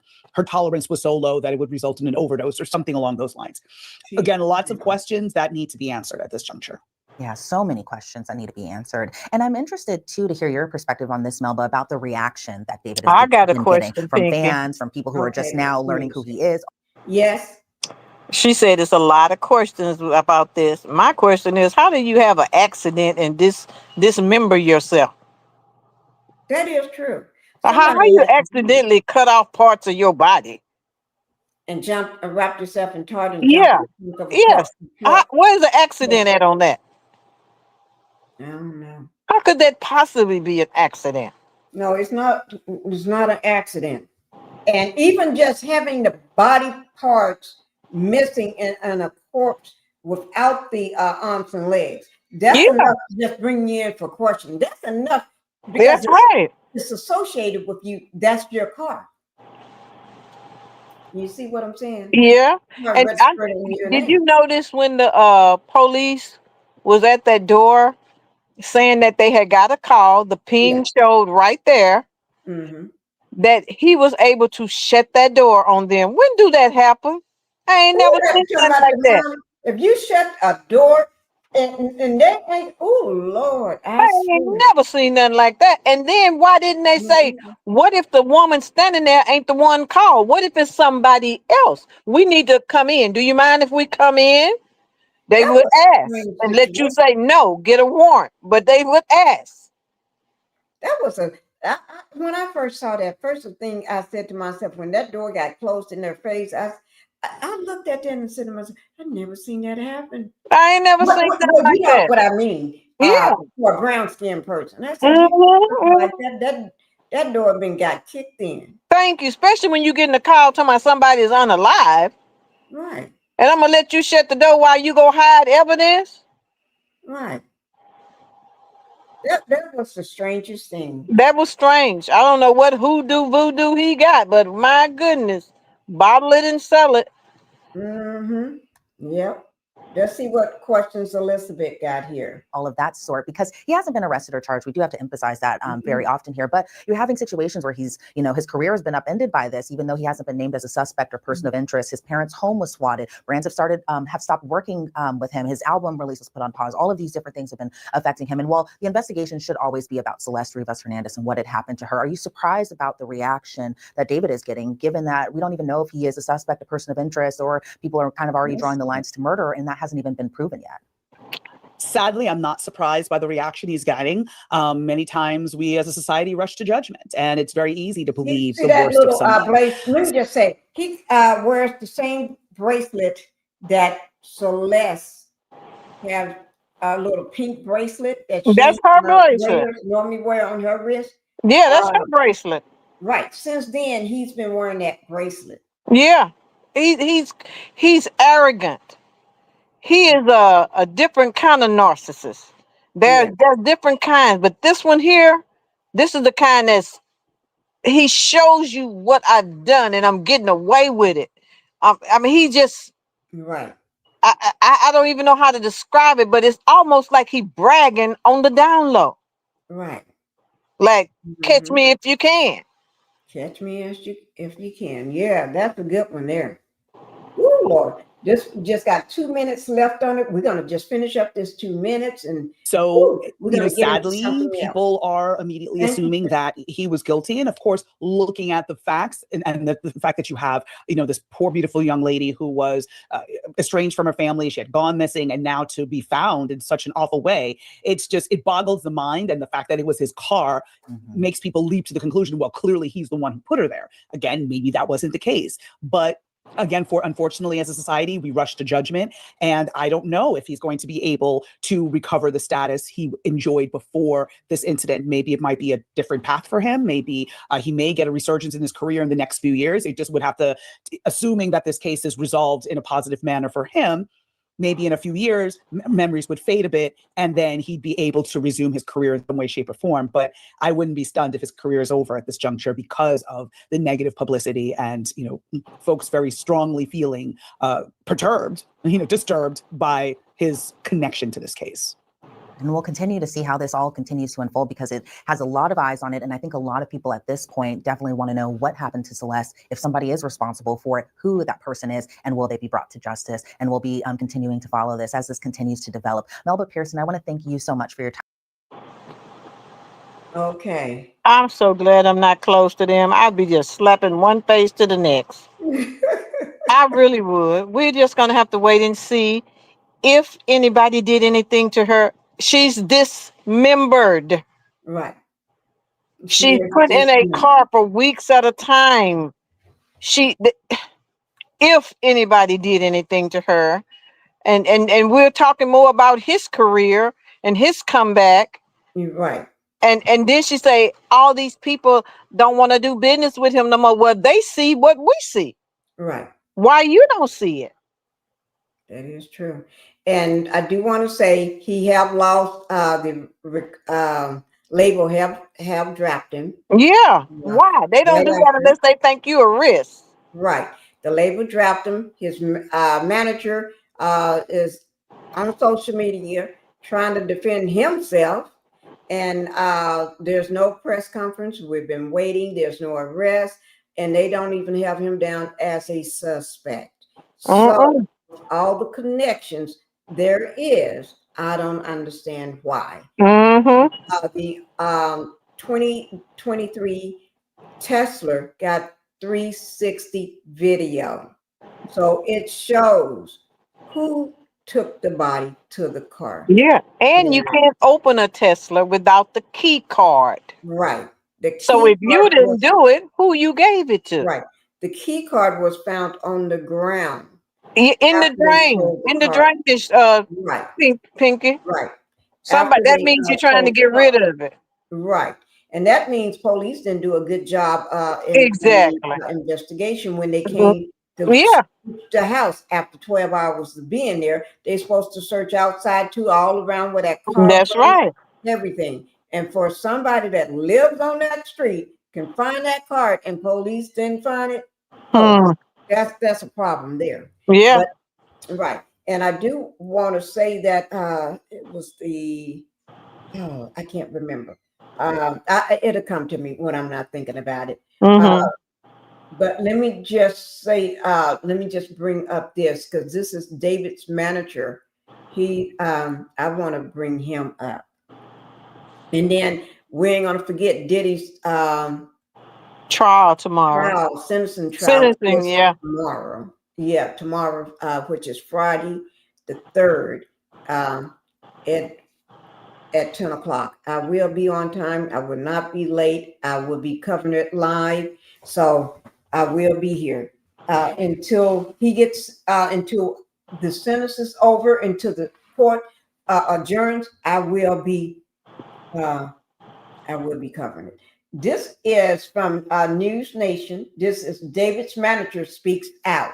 The 9 getting emails about Celeste. Now there was an email. Y'all gonna hear it on here. There was an email that was sent the first time she ran away. Okay, and it was said to bring her back or whatever. And if he didn't get that, why did all of a sudden she get brought back? Uh-huh. So he somebody is doing some fakery, some trickery, Yeah. some trickery line. Let me just pull it over here so I can see it better. Let me see, is there a video? Oh, here it is right here. Let me see, it is a video. This was from updated September the 30th. This is just 2 days ago, guys. And it says David's manager has denied knowing anything about the teenager. Oh, they finally called him a teenager, not a woman now. Okay, Celeste disappeared and refuted claims he received an email about her before she was unalive. His name is Josh Marshall, whose manages the R&B singer and is the founder of whatever. Let me see. TikTok saying he has zero knowledge of anything. Zero knowledge of anything after she was found dead in the trunk.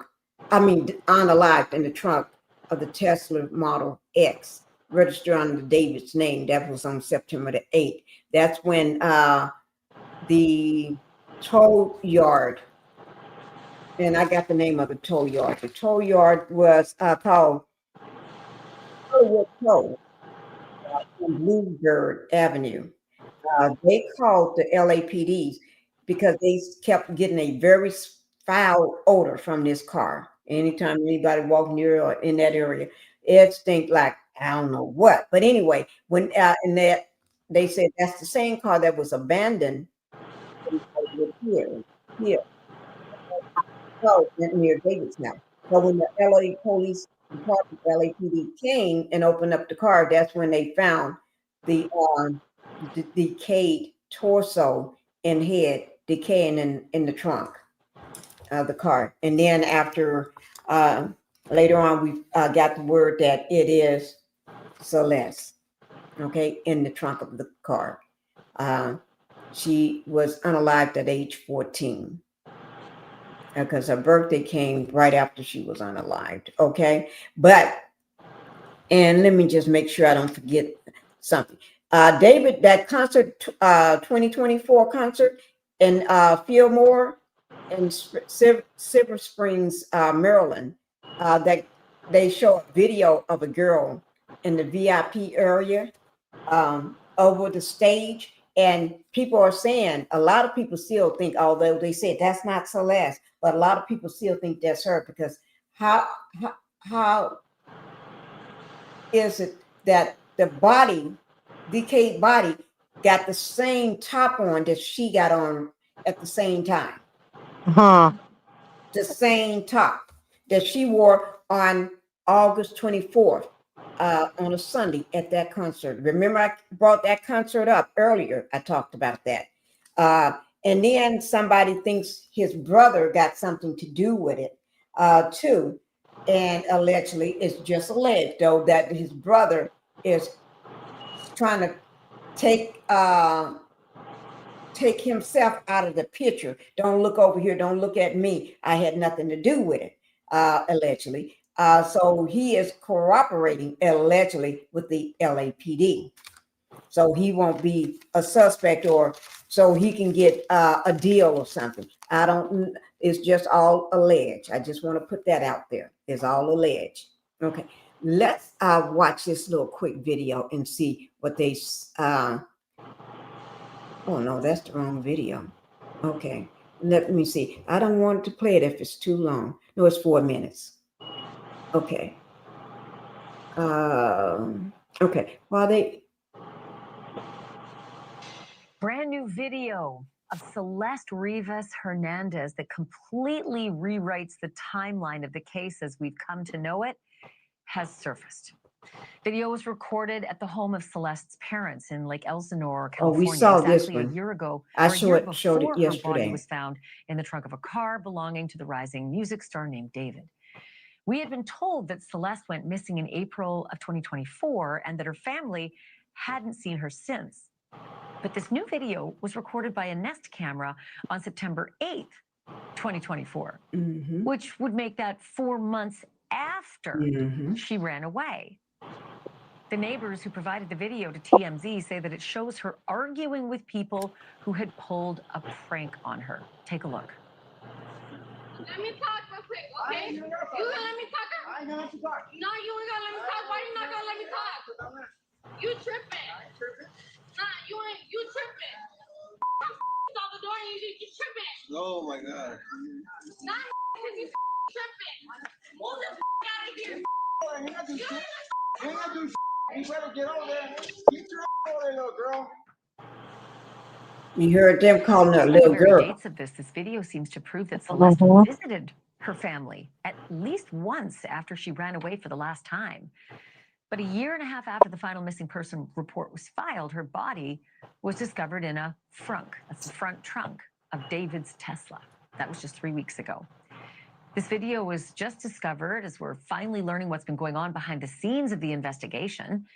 The LAPD's captain and commanding officer released a statement saying that the body of Celeste Rivas Hernandez was likely in the frunk of the Tesla for a long time before it was discovered. According to Captain Scott Williams, quote, "We know for sure that Celeste Rivas Hernandez died and someone placed her body in the front trunk area of David Burke's Tesla. We know that the Tesla had been parked at the location from which it was towed for several weeks. So it is very likely Celeste Rivas Hernandez had been dead for several weeks prior to her body being discovered." I know, you don't think it's a big deal because it's like, yeah, we know all that, right? Not really. Like, this is the police finally confirming it, and they haven't said a thing. But that really does track with our reporting last week when we spoke with a private... Guys, let me just say this. For them to come out and finally make a statement, the LAPD, and they're saying, so if they make that statement saying her body was unalived for weeks, her body was placed in that car for weeks, they must know something because they haven't said nothing. But they coming out to say that, that's a lot. That's telling us a lot that we ain't already been knowing. So you just confirming a lot of this stuff that people have that's been following this case been knowing. You just confirmed it for us. The social media people that so-called investigators, in which I don't think nobody got a license to be an investigator or went got a degree or anything. Maybe they do, maybe they don't. I don't know. But I'm just a housewife, okay? But I have my speculations, you know? I have my speculations. So to me, we've been knowing this for a long time. And the car itself tells you somebody been in that car for a long time. Yeah. And Tesla, those cars keeps information, records, receipts. So they could tell you when the last time that trunk was open. So LAPD, y'all, instead of making that one statement, you need to give us a little something. Yeah. And it was 120 feet from his house. Just 120 feet. Right. I tell you, that's like taking your self on a little stroll after you just come back from the hospital from having surgery. But if it and it also has this alarm system that would let you know for that kind of money, that kind of car, the moment it's being stolen, but who would steal it and park it 120 feet from your house? Right.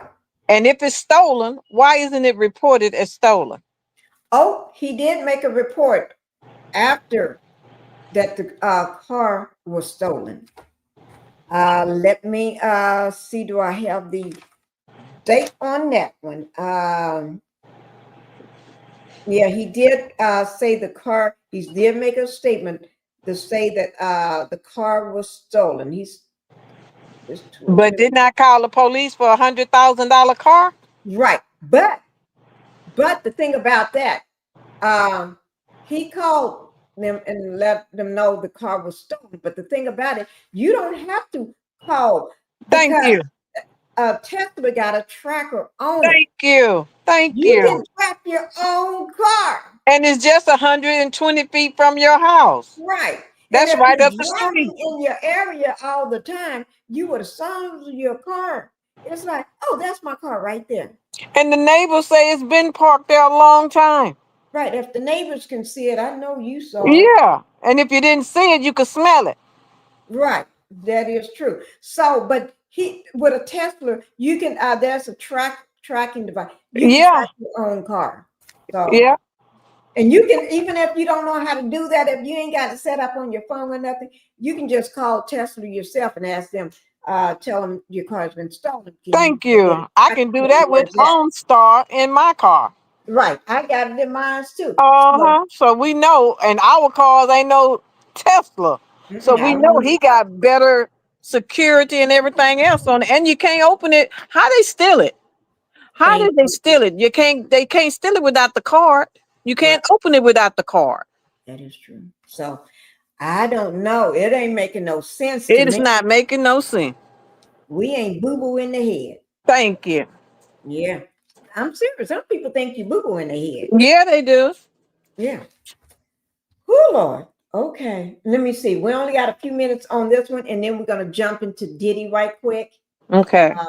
An investigator who tracked down the tow reports for this Tesla. And they show that neighbors had called police about that car on August the 26th. Police responded the next day and ticketed the car as per protocol. They got to wait 72 hours between each of the tickets they put on there. And after 3 visits, then they can tow the car. The second ticket came September 3rd, and the Tesla was finally towed September 5th. So by our math, police were involved with the car for a week and a half. But the neighbors who lived nearby said the Tesla had already spent close to a month abandoned on that side road. And by the way, incidentally, it was just one street over from David's $20,000 a month mansion. Thank you. His manager was renting. The Tesla was registered in David's legal name, David Burke. The 20-year-old singer has not been arrested, nor has he been named a suspect. But his friends confirmed to TMZ last week that he was indeed in a romantic relationship with a 14-year-old girl, Celeste. Social media posts indicate they may have even known each other since she was 12 and maybe even 11. Oh my God. Captain Williams responded to the friend's characterization by saying, quote, "As far as their relationship, it would be premature for me to say anything. We are looking into everything." An important piece of the puzzle that has yet to be determined is Celeste's cause of death. The medical examiner has deferred a cause while they await the toxicology results. But one thing they have determined is that Celeste Rivas Hernandez was not pregnant when she died. Purple proudly presents. Okay. Let me. My question, Pinkie, is how you know she wasn't? Because if she's been dismembered, how you know that wasn't taken out? All you found was a torso and a head. I think. I think they could. When they do the examination, they could tell whether the person was carrying a child or not. Yeah. Yeah, but all you found was the torso and a head. Right. How? What's the torso? Ain't that from the neck down? From your the head and down to here. But wasn't no head. They didn't get a head. Yeah, they got. Oh, they did get a head. Yeah, they got a head. Torso. Yeah, it was the head and the torso that they. Yeah, head and the torso. Right. They just don't have legs and arms. Yeah. So my thing is, where's the legs and arms? So, legs and arms. The body has been returned to the family, but they never said they found the legs and the body. I mean, legs and the arms. So that means only this portion of the body is gone to the family. Now they did say the family did. I think through a family friend or friend or something, or sister. One of them, I can't remember, but I got it in an older video, a past video, that they're holding off on the funeral service for now. And the sister did say in a post I read, and I had it up on a previous video, that they have not been, the LAPD is not even contacting them, not even keeping them updated on the case. I do want to say hi, Terry. Thank you for being here. I have been listening, and my cousin's car was stolen by a device that opened the car. Woo! Thank you, Terry. See there? Getting to take my trash out. Oh, okay. Go ahead and take out that trash, girl. So I don't know, are they waiting on to do, even if they do, I don't know whether they're going to cremate her. I hope not, but everybody got a right to how they bury their loved ones. But even if she is put in the ground and buried, and then they need to exhume that body to look at it again for any reason, you can still do another autopsy on it. And I just pray that they find the rest of her body, so it can be put, because you don't want to put her down in the ground and then later on, oh, we found her legs and body. He told us where to find that, or a person told us where to find the rest of the body. Then I think he got it. I think he got the rest of it, if he ain't doing something freaky with it. Oh Lord. Ooh, I'm not gonna. Oh my Lord! What you said? Doing something freaky with? Oh my Lord! Ooh, that's a lot there. He's a freaky looking thing, I think. Oh Lord! Some people, I'm serious. Some people do stuff like that. Yeah, they do. Yeah, they do. To me, he's not showing no grief, no nothing. I don't know. Why he ain't come out and make a statement? The moment the person that you love, right? Why you ain't come out and make a statement, even if you didn't love her, but you know how bad it looked for you? Why you ain't come out and make a statement? I just want to say this here. I don't know what happened. My car was stolen such and such a date. I had to leave and go on tour, and I'm waiting on the police to let me know when they found my car. And it just, my heart is broken that something like this happened to somebody I know. I mean, not a single word. Nothing. Maybe he don't want nobody to know that he was fooling around with a kid. But he on tape. He on tape. Huh? He on videotape though. How can you hide it? You know everybody know it. Right, that is true. So come on out and talk and make and do what at least sound like you don't have anything to do with it. Come out and say something. Show remorse. Speak up for the family. Yeah, that is true. Let's jump over to Diddy right quick. And if I could figure out, remember why I put those other video, I got some pictures of her out, and it looks like a mall or somewhere with him, and he's around his friends, and she acting like she's very shy, and then he says, "Don't be shy, don't be shy." And then she got two ponytails, and she got two ponytails, and she is wearing this same jacket right here. Let me just pull it up. She's wearing the same jacket that this Gap jacket that she got on now. She got on that exact same jacket. She got on those big round frame glasses that she's wearing right in this picture. There she is with them on right there. Right. And she got those big glasses on, and she got the hoodie, not the hoodie on her head. She got the black Gap jacket on, and she's standing up in front of him, and everybody just talking. And then somebody says one of the other people, I guess his friends, guy said something to her, and she turned around looking shy. I think he was speaking to her or something. And he said, "Stop being shy. Don't be shy," and everything. So that clearly shows her, and you can see her. You can see her face, you can see the side of her, you can see her Yeah. face, everything, and you see her interaction. You see her moving and turning around and stuff, and you see him and her together. I saw that video last night. Yeah, And they should be questioning those people there too. Well, Well, so how did she we act? can What did see he all say this. about her? Were they dating? What happened? Did y'all go there somewhere Yeah. else? All of that. If we can see all this, how come the LAPD can't see any of this? I don't know. I'm very concerned about them. Yeah, because that shows the connection that they had. Why don't be questioned on what connection, what type of relationship did you have with her? When did you start saying that she's your girlfriend? So and because he was too old to be dating her, a kid. Let me get on with this is Diddy.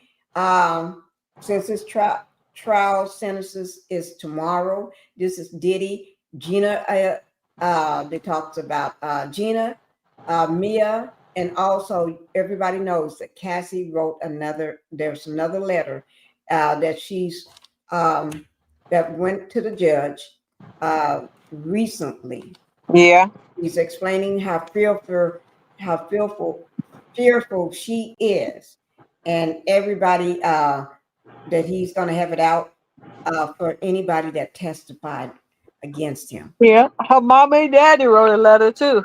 Yeah, a lot of people. Mia wrote one too. Yeah. And I think Mia she's been granted the chance to do a victim's impact statement. Yeah. Yeah. Okay. I'm gonna try to bring that up to you too. Let me go ahead and play this. This is InnerCity Press. Everybody knows I love InnerCity Press. This is in New York, and this is Matt. Okay, here we are, Matthew Russell Lee, InnerCity Press, here at the Southern District of New York Courthouse. Today, Thursday, October 2nd, 2025. Now, tomorrow will be the sentencing. Today. At least it will commence. We'll get to that in a moment, of Sean Diddy Combs. And yesterday, we covered it. The filings have gotten fast and furious. First, Combs' lawyers opposed Mia, who testified at the trial under a pseudonym. They called it, Combs' lawyer, Agnifilo, said it was under a false name and said a number of other things, to which the government responded this was unprofessional, victim shaming. Things got pretty extreme. But then, near midnight, Brian Steele, one of Combs' 8 lawyers, the man from Georgia, had a cover letter and a number of further letters of support, and they were a doozy. One was from Gina, who was going to testify at the trial and didn't. And now she says he shouldn't go to jail, he's not so bad, that the prosecutors tried to talk her into being a victim. She doesn't feel like a victim. You can find the letter. We posted them all. The other one that surprised me, there was a chaplain from Palm Beach, Florida, saying how great things are going to be down there. But then there was Miles Guo, and we covered his trial. Miles Guo, Guo Wengui. It's sort of a crypto case. It's sort of an anti-CCP case. It's got a lot of aspects to it. We posted his letter, which is partially redacted. He still hasn't been sentenced yet. Changed lawyers a number of times. But he wrote in for they're both in the MDC, so there it is. Some of the Diddy crowd were like, who's Miles Guo? And it's a big question. All I can say is we wrote a book called Fox Hunt Guo about the whole conundrum, and you can find it there. So things are coming to a peak. There's already guys with tents. That started yesterday in front of the courthouse. Tomorrow at 10 a.m., we will be live tweeting. Today, we're trying to get some other stuff out of the way. Yesterday, there was a TRO hearing by Judge Kaplan. He's got the case.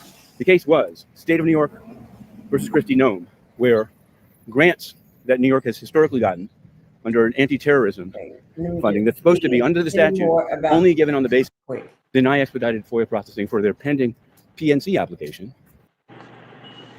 Nevertheless, has asked to extend its time on Pinnacle, virtually pushing it back. Okay. Lisa Cook, she's going to remain on the board. We'll see. Okay, that's it. I just wanted you all to hear what he have to say for InnerCity Press. Let me just make sure. Okay, I just want to. Now, TMZ did talk about Diddy and I wanted to show you the part what TMZ said about Diddy, about Ray J, the crazy, Ray J, him and Diddy go way back, but they just, I don't know. I don't know what to say about Ray J. I really don't. I think he lost his, well, ain't no think, in my opinion, the guy lost his mind. This is with TMZ, and this is from today. This is today, TMZ. Okay, so I'm gonna probably push it forward till I get to the Diddy part. I can't remember exactly where I left off at because I just started back. TMZ Live, the wrath of the Kardashians has fallen on Ray J, Kim, and Chris. Let me get to Diddy first. And what they're saying is he has not let it go. Tracy, Pennsylvania. I just want to get to the Diddy part.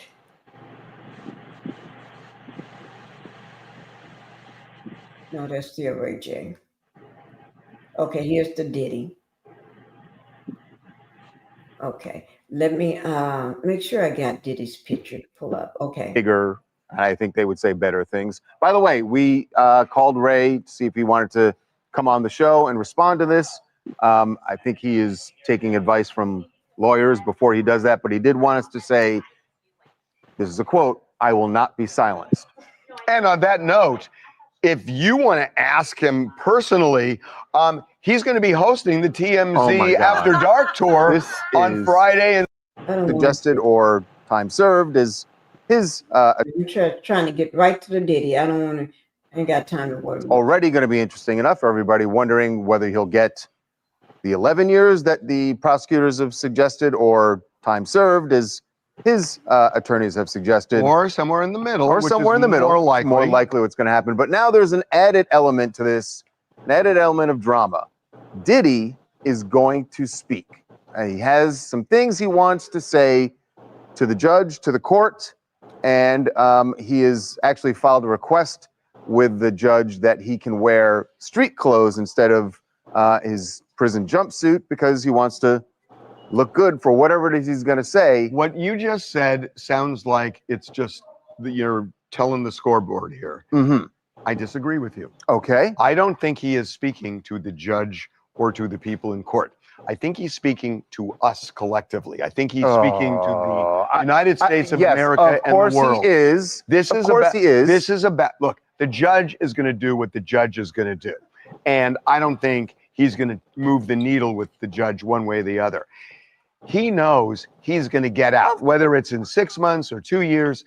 He's got to start the rehabilitation tour. And this is the beginning. I'm sorry, Captain Obvious. Can you please get to the But point you didn't that you're say trying that. to make here? You didn't say Yes, that. obviously he knows that whatever he says, everyone in the world is going to read But it. it's not Also, for by the- the way, it's there are not no for the cameras in judges. court, Right. so he's not putting on a show for cameras. But he is putting Right. on a show that we will quote line and verse what he says. Absolutely. And this And is so you think that's the only reason he's I don't saying think this. he's going to move the judge one way or the other. First, that was my point in the morning meeting that you disagreed with me. So I don't know what happened between the morning meeting He did. and He now. does this thing. It's called. It's 11 body snatching. Right. He hears an idea and he's like, "Oh, I'll take that." I disagreed because you said it. Oh, fair enough. Fair. Well, yes, no, these things don't impact the judge. The judge has his prepared statement. And obviously, the thing that helps and hurts Diddy is the judge knows that his attorneys have written this out to be a very, whether it's true or not, a very sort of, pleasing thing for the judge to hear. Wait, Rehabilitated.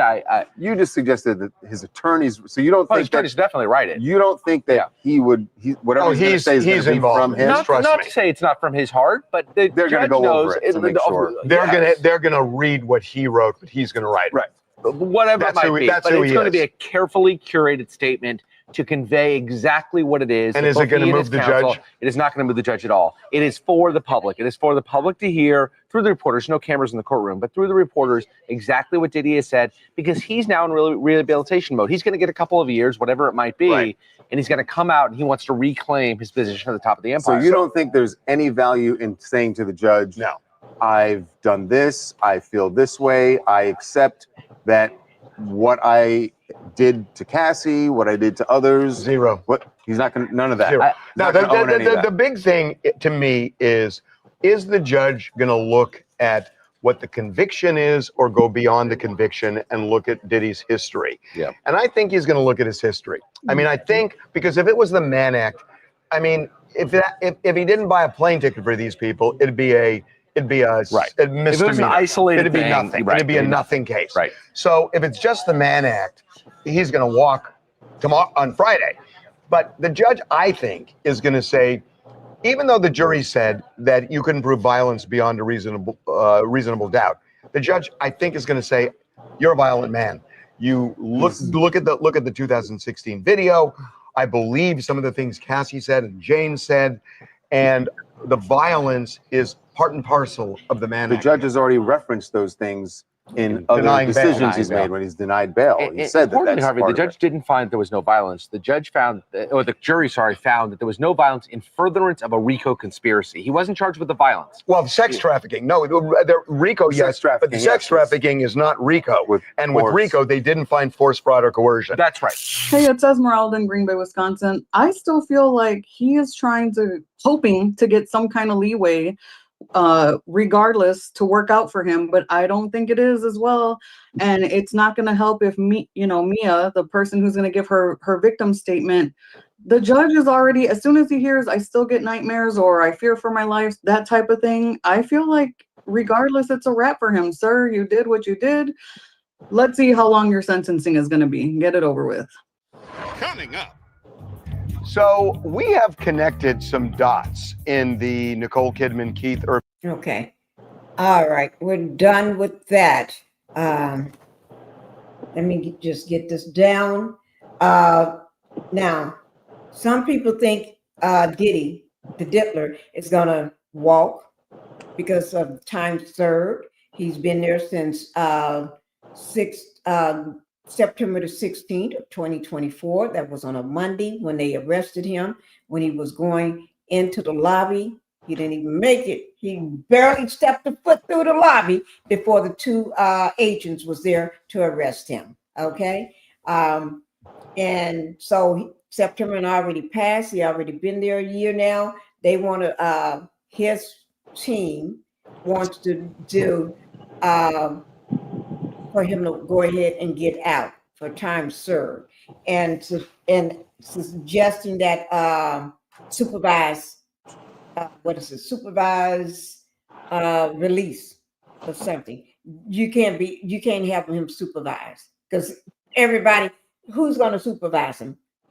His security that pay to do everything for him, that let him do whatever he wanted to. He can beat people, he can unalive people, he can do whatever he wants. Nobody do anything.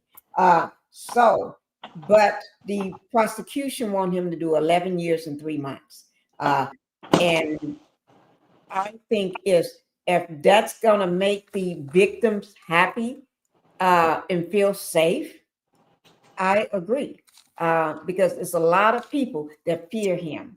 A lot of people is just shaking in their boots right now, and I can understand that because he did some awful things. He didn't do no nice things. He did some awful things to people, and people and allegedly it's so many people that's not here on the earth today. They claim because of Diddy. All of them get that pneumonia. If they are still here, they get baby oil down. If they don't get baby oil, they get the pneumonia. Yeah. Yeah. That or they car catch on fire. Cars catch on fire. Something happened to their dog. Mm-hmm. Yep. And it was somebody recently, a couple of weeks ago, I was watching, and I was so shocked to hear that person got pneumonia. I said, what? And they was unaligned. No more. And they were saying how that person got pneumonia after I don't know, was it after something happened with him and Diddy, and all of a sudden then the person became sick. It was somebody that I haven't heard of that have it. That's what shocked me so much, because I'm used to everybody else that we already know they got pneumonia, but this was out of the blue. I happened to be watching, and they said this person died of pneumonia after something with Diddy. Not something that he wouldn't do something or whatever. And he got sick. Yeah. And put in the hospital where he didn't make it. They said he died of pneumonia. The autopsy said pneumonia. And I said, Lord of mine. Anything you want to say about that, Justice? Well, I'm just gonna go on record saying Diddy gonna get 7 to 8 years. I really believe that he gonna wind up with 7 to 8 years, if not more. Now he may get more, but I definitely believe he's gonna get 7 to 8 years. Yeah. Okay. Mm-hmm. You know what I'm gonna say? Mm. Okay, because if they're if the prosecution wants to do 11 years and 3 months, because they trying to do 2 but each he got 2 convictions, right? Yeah, yeah. On the Mann Act. And that's for the 2 victims. Okay. So I'm thinking he's gonna do they're gonna at least it's gonna be over 5 years. And they're gonna count that 1 year served. But I think because even if they given 2.5 years for each indictment, that's still, and then they take away 1 year, that leaves 4. 1 year for time served. I'm suggesting they're gonna say 5. Mm-hmm. 4 or 5 years. And you say, what do you say? 7 or 8. 7 or 8. I'm gonna write it down. Yeah, write it down. Okay. I say 7 or 8. Okay. Or more. Okay, wait. Justice say 7 or 8 or more. Nothing less than 7 years. Nothing. Okay. And then for me, I'm gonna say, I said nothing less than 4 to 5 years. Mm-hmm. Everybody can put in the chat what you all think.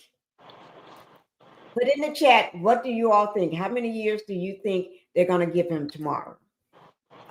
Just put Or it in. do you think he's going to get time served and walk free? Oh, yeah. Or do you think he's going to get time served and walk out of the courtroom? That's what he's planning on. The reason why I said that's what he's planning on it, because he got a tour that they've been working on, a tour. Yes, already set up, guys. Well, he said it's going to be a sold out venue. The venue is already picked and it's supposed to be a sold out show. It's going to be sold out. All 46 of them inmates going to be gathered around, stomping their feet. Yeah. Oh my God. Oh my God. They're going to all be ready for it. That's the tour. You're going to go from cell to cell singing.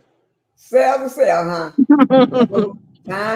Time for the diddler to get out. Oh, let me just pull up. Let me see. Can I find that video? Oh Lord. Let me just put Diddy in here and see what everybody else thinks. Let me just do this right. Diddy.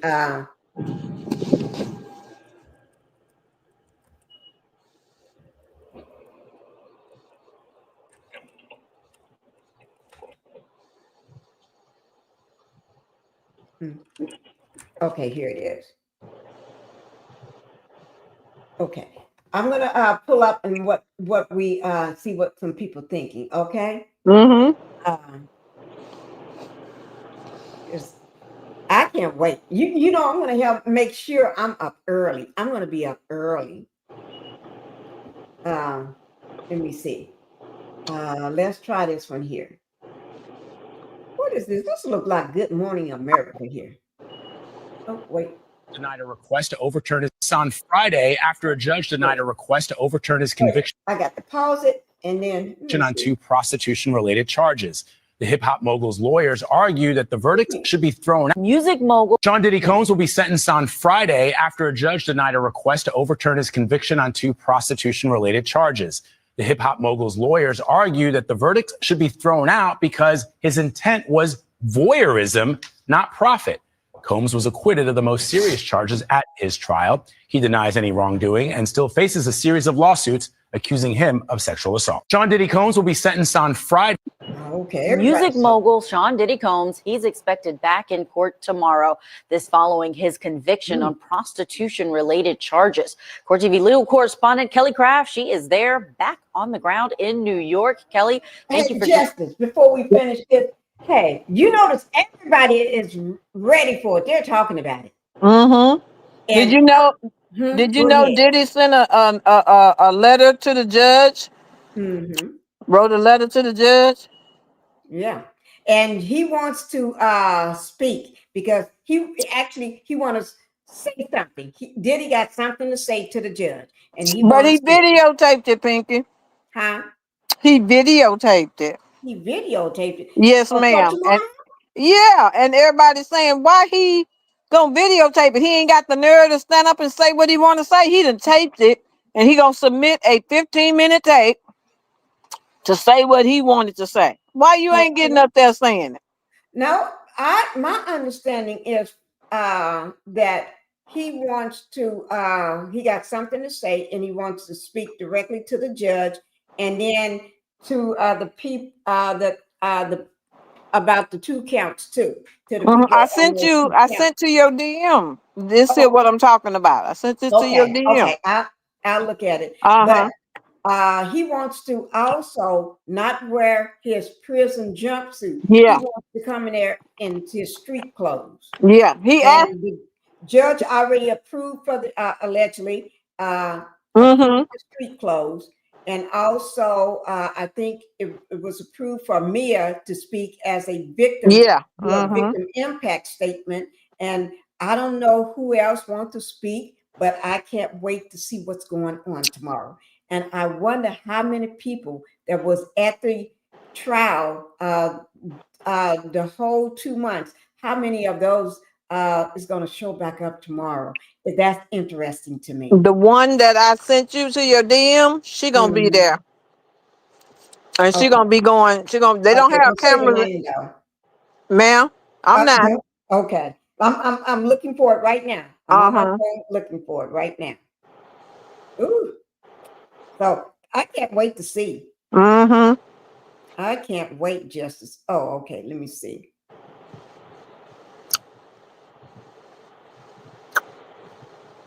I see it. And his lawyer requested that he let a 15-minute tape play. Okay. Oh, well, we're going to have to see. I got it written down for us. I got it written down, Justice. How many years you said? And 7 to 8 or more. 7 or 8 or more years. No less than 7. And I got 4 to 5 years. No less than 4. So yeah, I want him to suffer.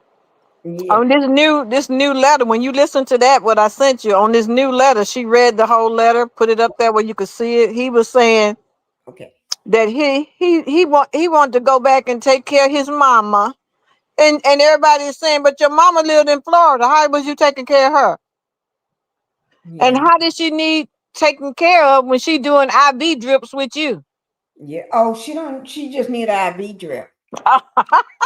You only get those IV drips when you're doing that freak off. Yes, right. But he said he need to be out of there so he can take care of his mama. Mama gonna be doing what he doing. They got to get back in the groove together.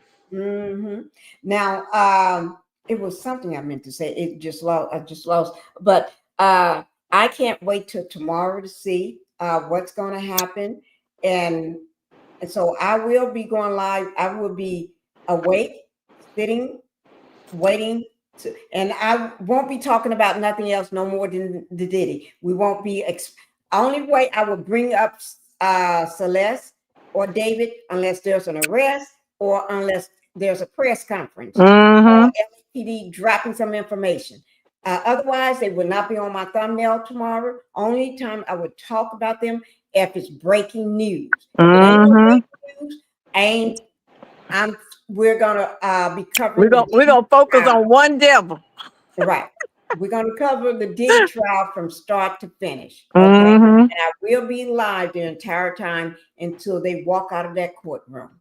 And then I will be doing reaction videos to the major news outlets that's reporting it, so we can see what's going on with them as well. But when I do that, most of them, I'm going to be going live with whatever big outlet is live. We will be, and I'm hoping it's probably News Nation or True Crimes or something like that, or one of them. So, or MSNBC or something like that. Yeah, but the feds don't let no cameras in. No, they won't have no cameras. We're only going to know when they step out the courtroom to give us an update. What's going on? So I will be covering it from the very beginning. So I'm going to wake up, and I'm going to drop it tonight, the thumbnail for it, so that way you all can go ahead and click in and just and you ain't got to go live.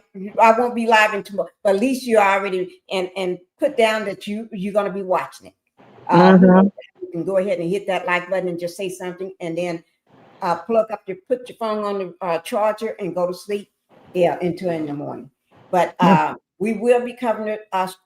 Diddy sentencing trial tomorrow, October the 3rd at 10 a.m. That's when the trial starts. I mean, the sentencing starts at 10 a.m. New York time, Eastern Standard, not Central. So I'm in Central, so I'm an hour behind, but I'm going to wake up their time. I'm going to be up. The question I think will be good for one of your thumbnails is, Diddy doing time or having the time of his life? One or the other gonna happen tomorrow. He gonna do time, or he gonna have the time of his life going home. Right. I just thought of one. I've just thought of it. I'm going to write it down here. This is live for tomorrow, which is 10/3. This is the Diddler. I'm not writing Diddy. I'm writing Diddler. The Diddler. This is for Friday. I'm going to go ahead and write my thumbnail, guys, right now. Because as soon as I get off this live, I'll go ahead and drop it. Okay. So you all be ready, because I'm going to be ready. And make sure y'all got your coffee. And y'all know, for me to get up for this trial is going to be early.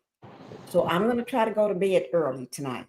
Because, I don't get up. This morning, I think I woke up at 11:50. Yeah, it's mama them going to be there. Everybody going to be there. Everybody going to be. All the kids probably going to be there. Everybody, because they're thinking that he's going to walk out. Yeah. So, and if he do walk out, would he have a ankle monitor on his ankle? He ain't walking out of there. He ain't walking out of there.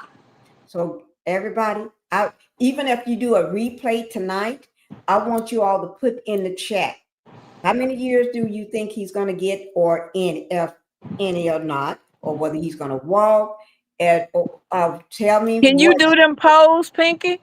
Yeah, I can do the polls. Put a poll on your what you're gonna drop tonight, and then as people come, they can answer on that poll. Like how many years, 2 to 4, free man, or whatever. Okay, I have never done a poll. Oh, okay. I did one time. I did. Oh, that's over a year ago.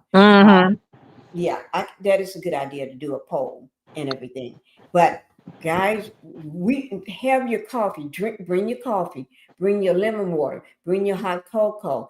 Bring your hot tea. Whatever you drink in the morning, have it ready. Your orange juice. I may have orange juice in my lemon water here.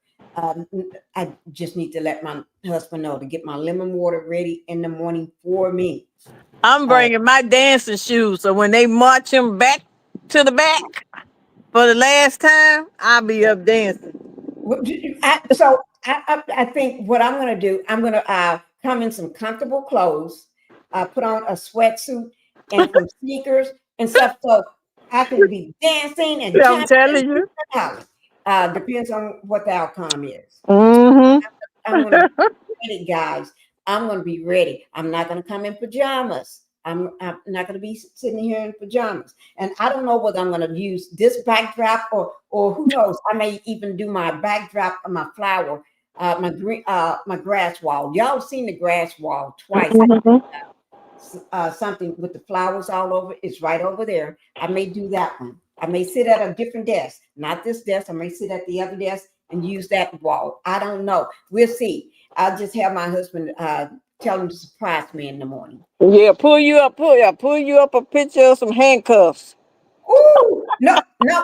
Do like I did for Martell. Remember that song I danced to when he got locked up for what's her name, Coleslaw. I had my prison outfit.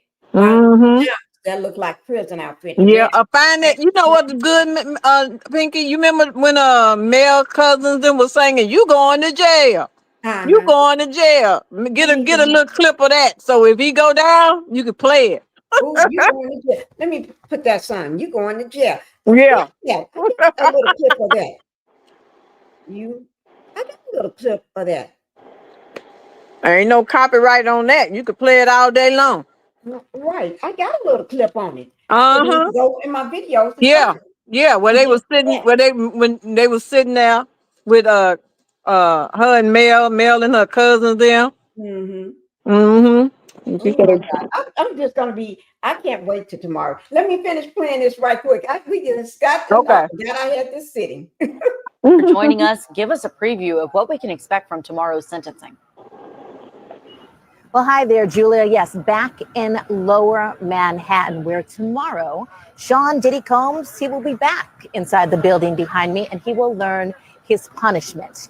Back in July, he was found guilty of 2 counts of transportation to engage in prostitution. You're taking a look at some video now right outside the federal courthouse because the line, Julia, has already begun. A lot of people have placed themselves in line. People are already, oh my God. People are already start forming a line. And this, you see what time it says? 2:30 p.m. Eastern Standard Time.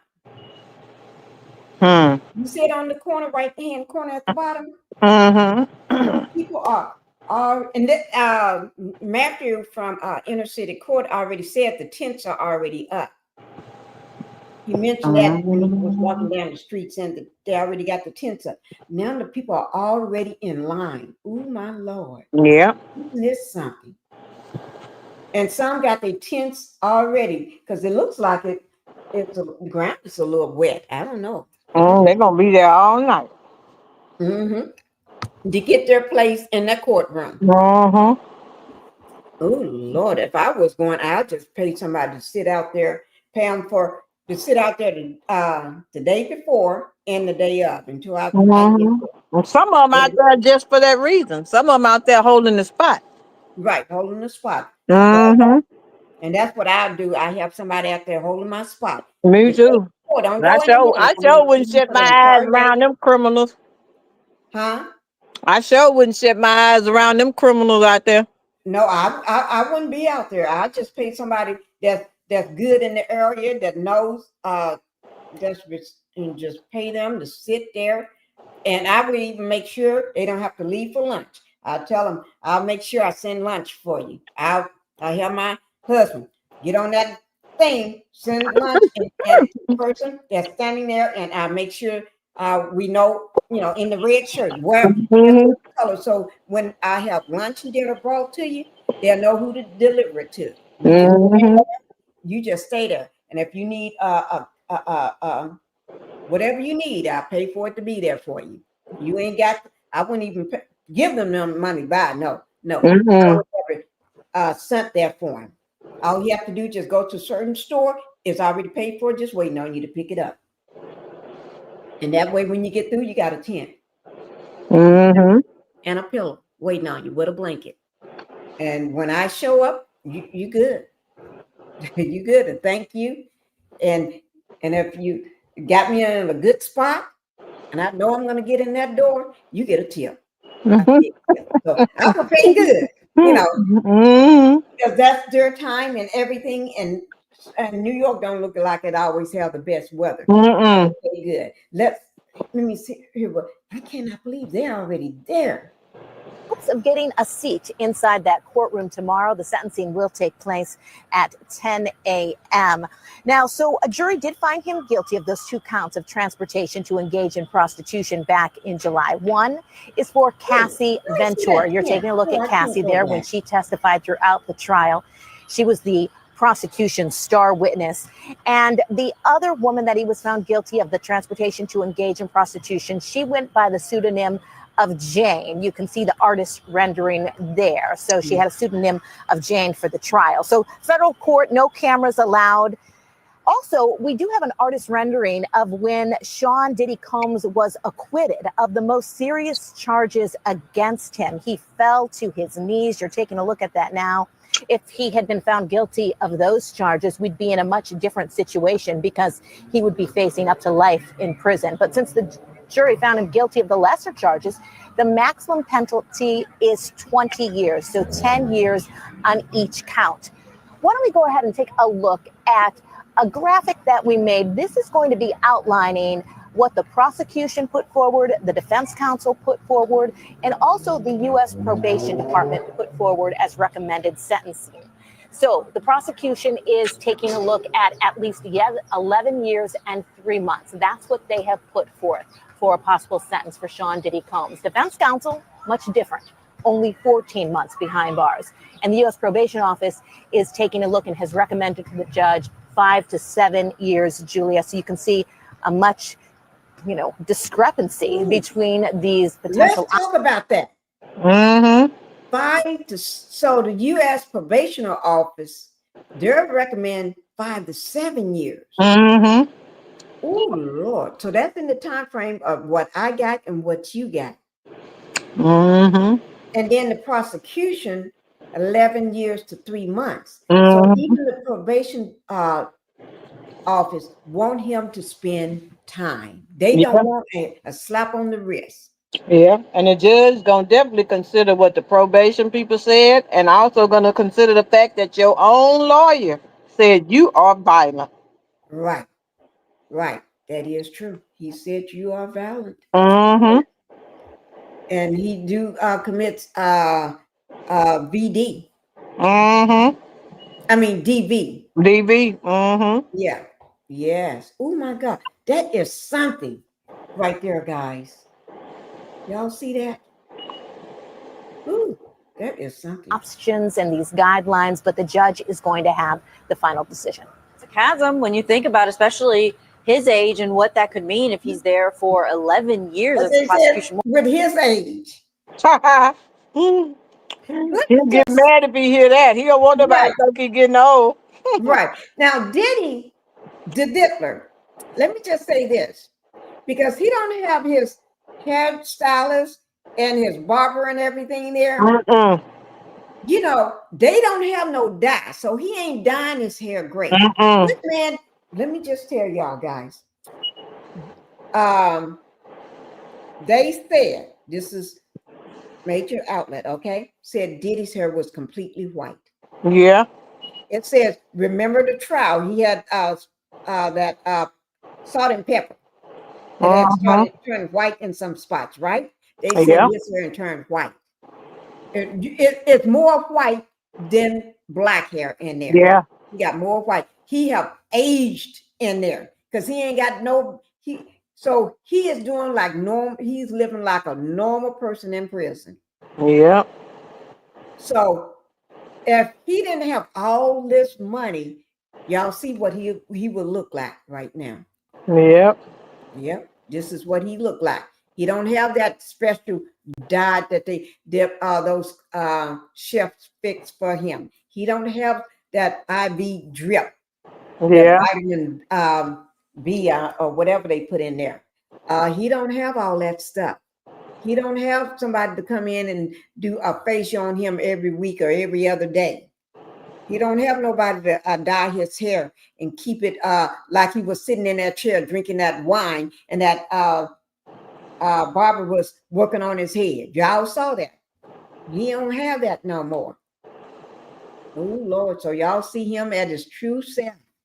The real defense, it may seem like people may think, oh, they should just be asking for probation, but they're asking for what he's already served, which is the 14 months. Do we anticipate that there will be anyone speaking on either side during this sentencing? And is Sean Combs going to be saying anything?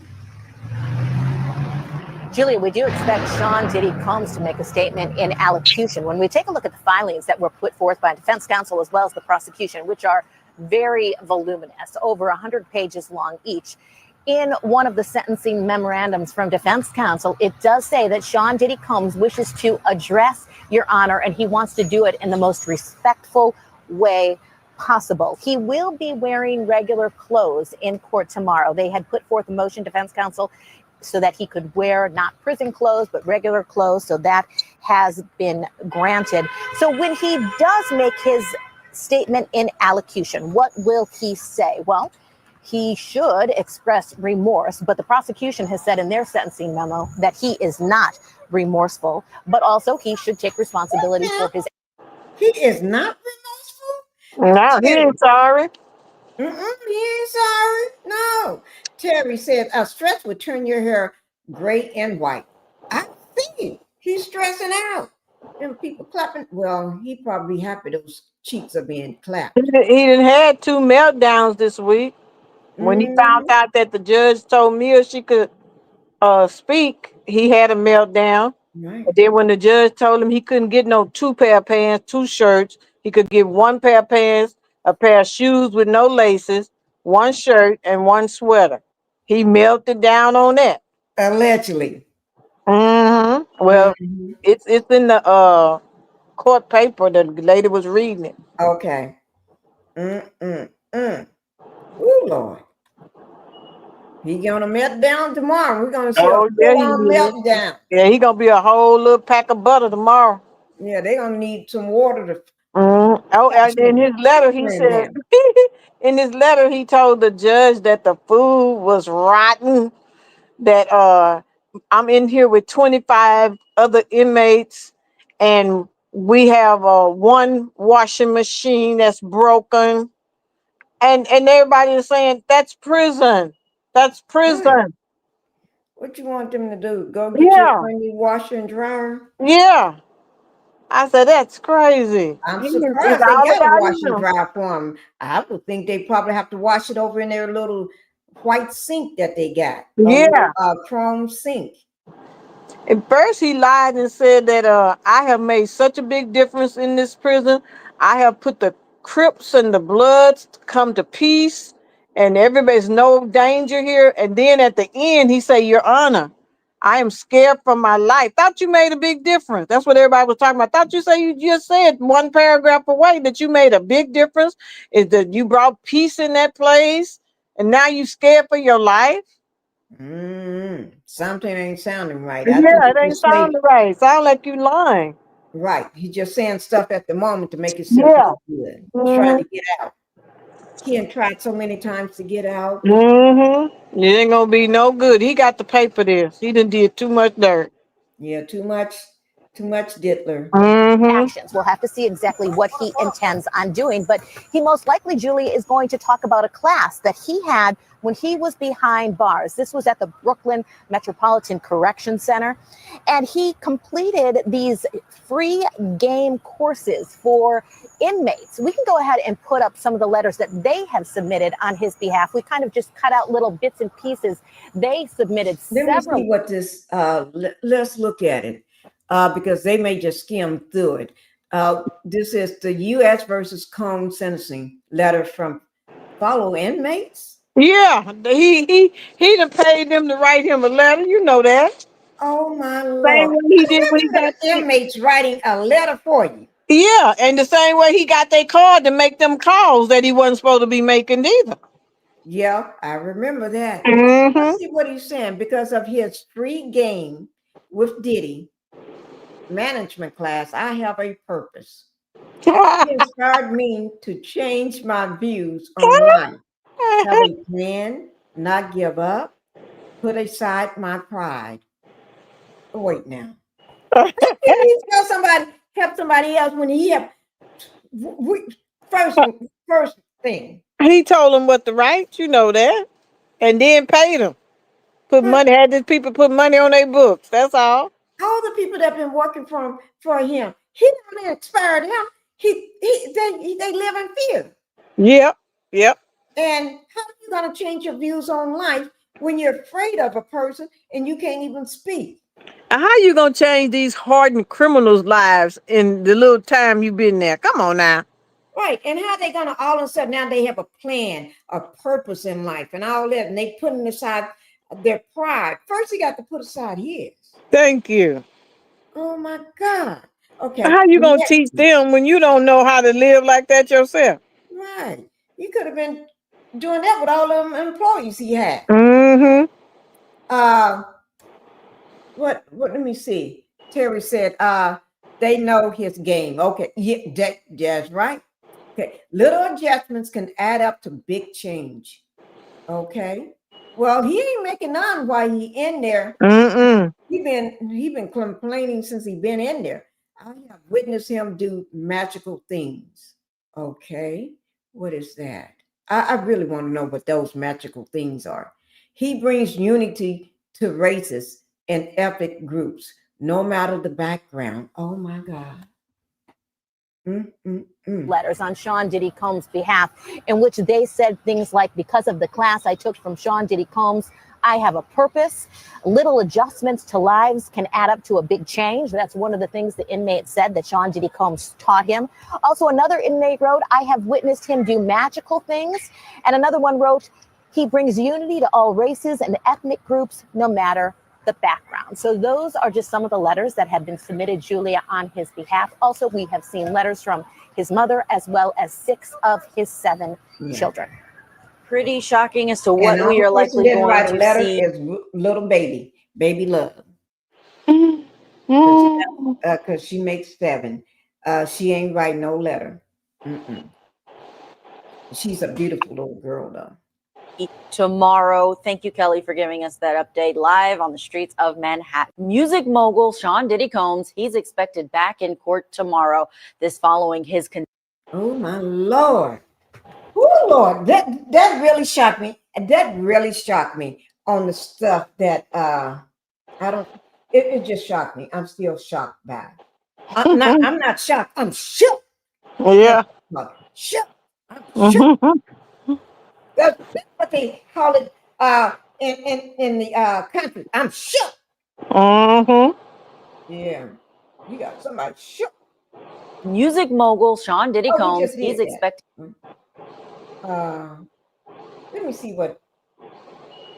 No, I want to. Diddy will be sentenced on Friday, and right now we have no idea what the judge is going to do. The government, the prosecution, they want 11 years. That seems like a long time. The defense has requested basically time served. One problem for Diddy, Cassie sent an incendiary letter to the judge. Cassie wrote, quote, I still have nightmares and flashbacks on a regular, everyday basis and continue to require psychological care to cope with my past. My worries that Sean Combs or his associates will come after me and my family is my reality. I am so scared that if he walks free, his first actions will be swift retribution toward me and others who spoke up about his abuse at trial. As much progress as I have made in recovering from his abuse, I remain very much afraid of what he is capable of and the malice he undoubtedly harbors toward me for having the bravery to tell the truth. I will be in the courtroom on Friday. Diddy will be sentenced on Friday. He's gonna be there too. Oh, yeah. hello, Jose. Thank you for coming to the Pink House. Welcome. He is coming. He's gonna be there. Oh my God. Okay, go ahead. That was a letter from Cassie. Oh, Cassie. Okay, she sent that. I was typing. Oh my God. Diddy is back on trial, and the clock is ticking because on October 3rd, a federal judge is going to sentence him after his conviction on prostitution charges. I am Greg Jackson, self-proclaimed civil trial attorney extraordinaire, the general and co-host of the podcast Let's Talk Nation, and this is my take on a viral news story. Thank you so much for watching. If you enjoyed this video, don't forget to hit that like button and follow for more content coming your way. See you on the next one. Oh my God. What you say? Diddy got to get at least 10 years. Otherwise, they're gonna have to free that other father, that pedophile, pet, and then a father. Yes. No, he ain't ever getting out. He ain't ever getting out. He gonna stay there. That's where he belongs. Oh my God. Make sure you all hit the like button coming in, and please. Okay, so we're talking all things Diddy trial. Sentencing is 2 days away, and hit the like button coming in and subscribe to the channel if you have not. Okay, let me see. Mia's letter, Diddy trial sentencing schedule. Okay, everybody's talking about it. Everybody got something to say about this for tomorrow. And remember, I will be covering this live tomorrow, straight from the courthouse. I'm going to be up early, but I'm going to be here in my studio, but I will be covering it live. I'm not going to be asleep. I'm going to get up. Okay. And we're going to cover it from when it starts at 10 a.m. That's New York time, Eastern Standard Time, but until it's over. We're going to cover the entire thing. Just like we did last time for those 2 months. I was up. Wasn't I just as I was up? You was up. I cannot believe it. I did that for 2 whole months.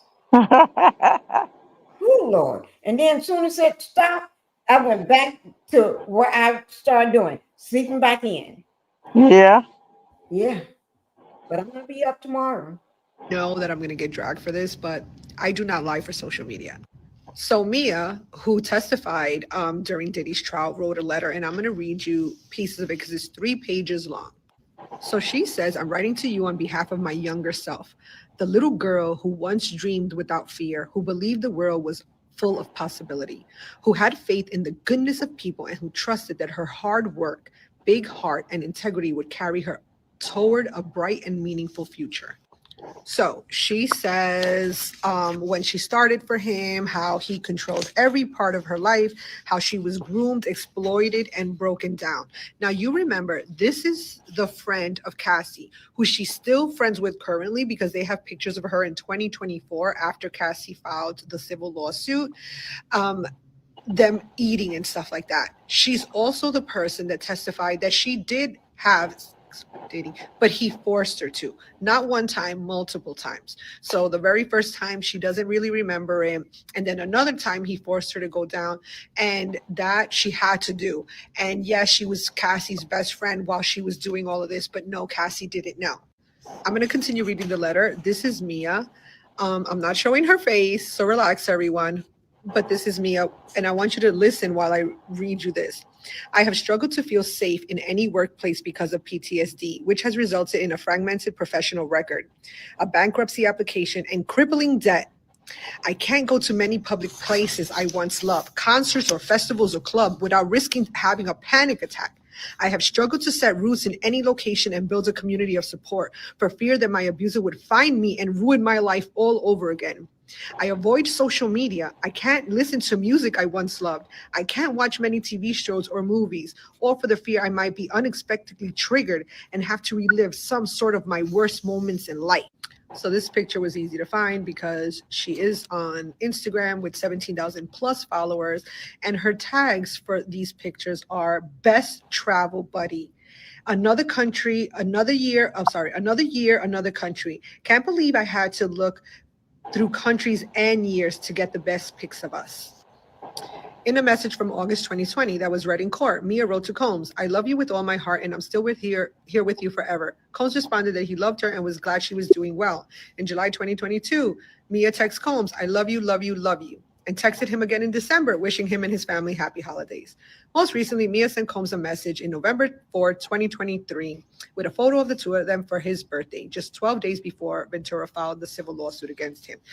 I know I'm going to get attacked, victim blaming, blah, blah, blah, blah, blah, but the word is accountability. That's the only thing I'm going to say. Let me know what you think in the comments. Who remembers? Who remembers? Okay, so we're. You know what? I'm glad she read that letter. I'm glad she read that letter and everything. And I don't think what she said was that bad. So she ain't getting no victim shaming from me. You know. My focus is just on Diddy tomorrow. My focus is on him tomorrow. Diddy is scheduled to be sentenced tomorrow, y'all. And ahead of his sentencing, he made a last-ditch effort and wrote a letter to the judge and said to the judge, listen, I don't know what I was thinking when I did what I did. I was not in my right mind, and I am now. I am sober, and I have even been giving business classes to my fellow inmates. He's asking for leniency. He's asking for a second chance to be a father, a second chance to be a son, and says that he plans on being a human being that lives above board. On the flip side, Cassie wrote a letter and said, y'all can't let this man out. I'm scared for my life and my health and safety for myself and for my loved ones. So she made it very clear, he can't get out. And sentencing is tomorrow. Now, if you guys remember, he was he was found not guilty on the most serious of the charges. And essentially what they ended up finding him guilty on is prostitution, right? Like hiring prostitutes or something to that effect. So, I mean, he could get up to double-digit numbers for the offense, but he's still getting off kind of good, in my opinion, because the more serious stuff that the prosecution clearly overplayed their hand on, he didn't get found guilty on those things. So, we'll see. Tomorrow is D-Day for Diddy. No pun intended, I promise. Okay. Woo. All right, guys. We're not going to stay long. That was good. That was good. There was a lot of information that I haven't seen too. So that was good. I'm glad we was able to do this for everybody. Just remember, tomorrow it is trial date for Diddy. Not trial date, sentencing date for Diddy. In the same courthouse, same bat time, well, not the same bat time, but I can just say it, pretend like it's the same bat time at 10 o'clock. The same place, same bat place at 10 o'clock. The same building at 10 o'clock. So in the courtroom. So y'all be there, and please be safe while you're on your travels to New York. If you don't live in New York and you got to travel there, be safe. Okay. Safety, no matter what, is most important. All right. And I hope y'all, whoever shows up there to report, I hope y'all do a good job. All the content creators, bloggers, major media, everybody do a good job, because we need to make sure we get this story out. All right. Thank you, Justice, for being there. Thank you for being here. Yes, ma'am. Any last words before you drop down? Any last words you got? No, I'll be popping in with you tomorrow, and we're gonna see the diddler do it. Did he do it? Did he do it? Did he con everybody? Did he do it? Did he do it? Did he do it? Yeah. So we're gonna be watching the Diddler tomorrow, guys. And just remember, I'm gonna be going live first thing in the morning. I'm gonna be up. I'm gonna be ready, and I hope everybody is ready to watch it along with me. All right. All right. In the live. Okay. Thank you, Justice, for coming Yes, out. ma'am. Thank you so much. All right. See you tomorrow. Bye-bye. All right. And I hope that you all show up in the live, get ready, make sure you got your coffee, your water, your tea, your lemonade, whatever you're going to drink that morning, have it ready. I'm going to be here. I'm going to be ready, kicking it. All right. And we're going to stay live from the moment it starts to the moment it ends. All right. We will be showing what's happening at the courthouse. I do the same thing I did during the trial. I cover the same during the trial, just like I did. All right. Justice is blessing to all. Thank you, Jose, for stepping in. Okay. You said Diddy has to get at least 10 years. I've been keeping note when people tell me what they think he's gonna get, and I'll tell you. Okay, you said at least. At least I'm gonna put at least 10 years. Okay, because and y'all don't forget to put in the chat what you all think. I'll be there while working. Okay, thank you, Terry. And Jester said no less than 7. She said 7 or 8 years or more. 7 or 8 or more. No less than 7. And I said 4 to 5 years. Not that I hope you get just 4. I hope you get the 11 years in 3 months. But just speculating off everything, I'm thinking maybe 4 to 5 years with time served for that 1 year that he's been in there. Okay. So instead of 5 years, then it'll drop down to 4.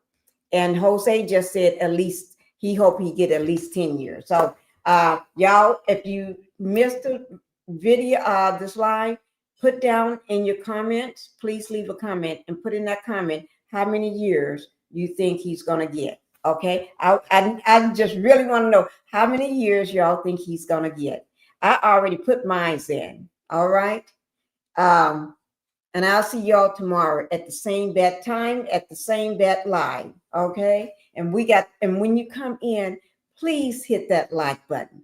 Please hit that like button when you come in. And I need you to subscribe to the channel if you have not subscribed. So every time I go live, you get a notification. When you're hitting that subscribe button, then a bell is going to pop up. When you hit, see that bell, click on it. It's going to drop down, going to fall. You click the one that's at the top that says all, ALL. Click that one. So every time I go live, you'll get it. Not sometime, but you know how YouTube is going to do what it do. Okay. But bye, y'all. Y'all know how we do it when we going out. I just enjoyed myself, but y'all know how we do it. Yeah, I'm tired of this shit, and the coffee ain't hit. Yeah, damn, ain't that great. I don't want to go to work, cause my boss is a jerk, and I'm not.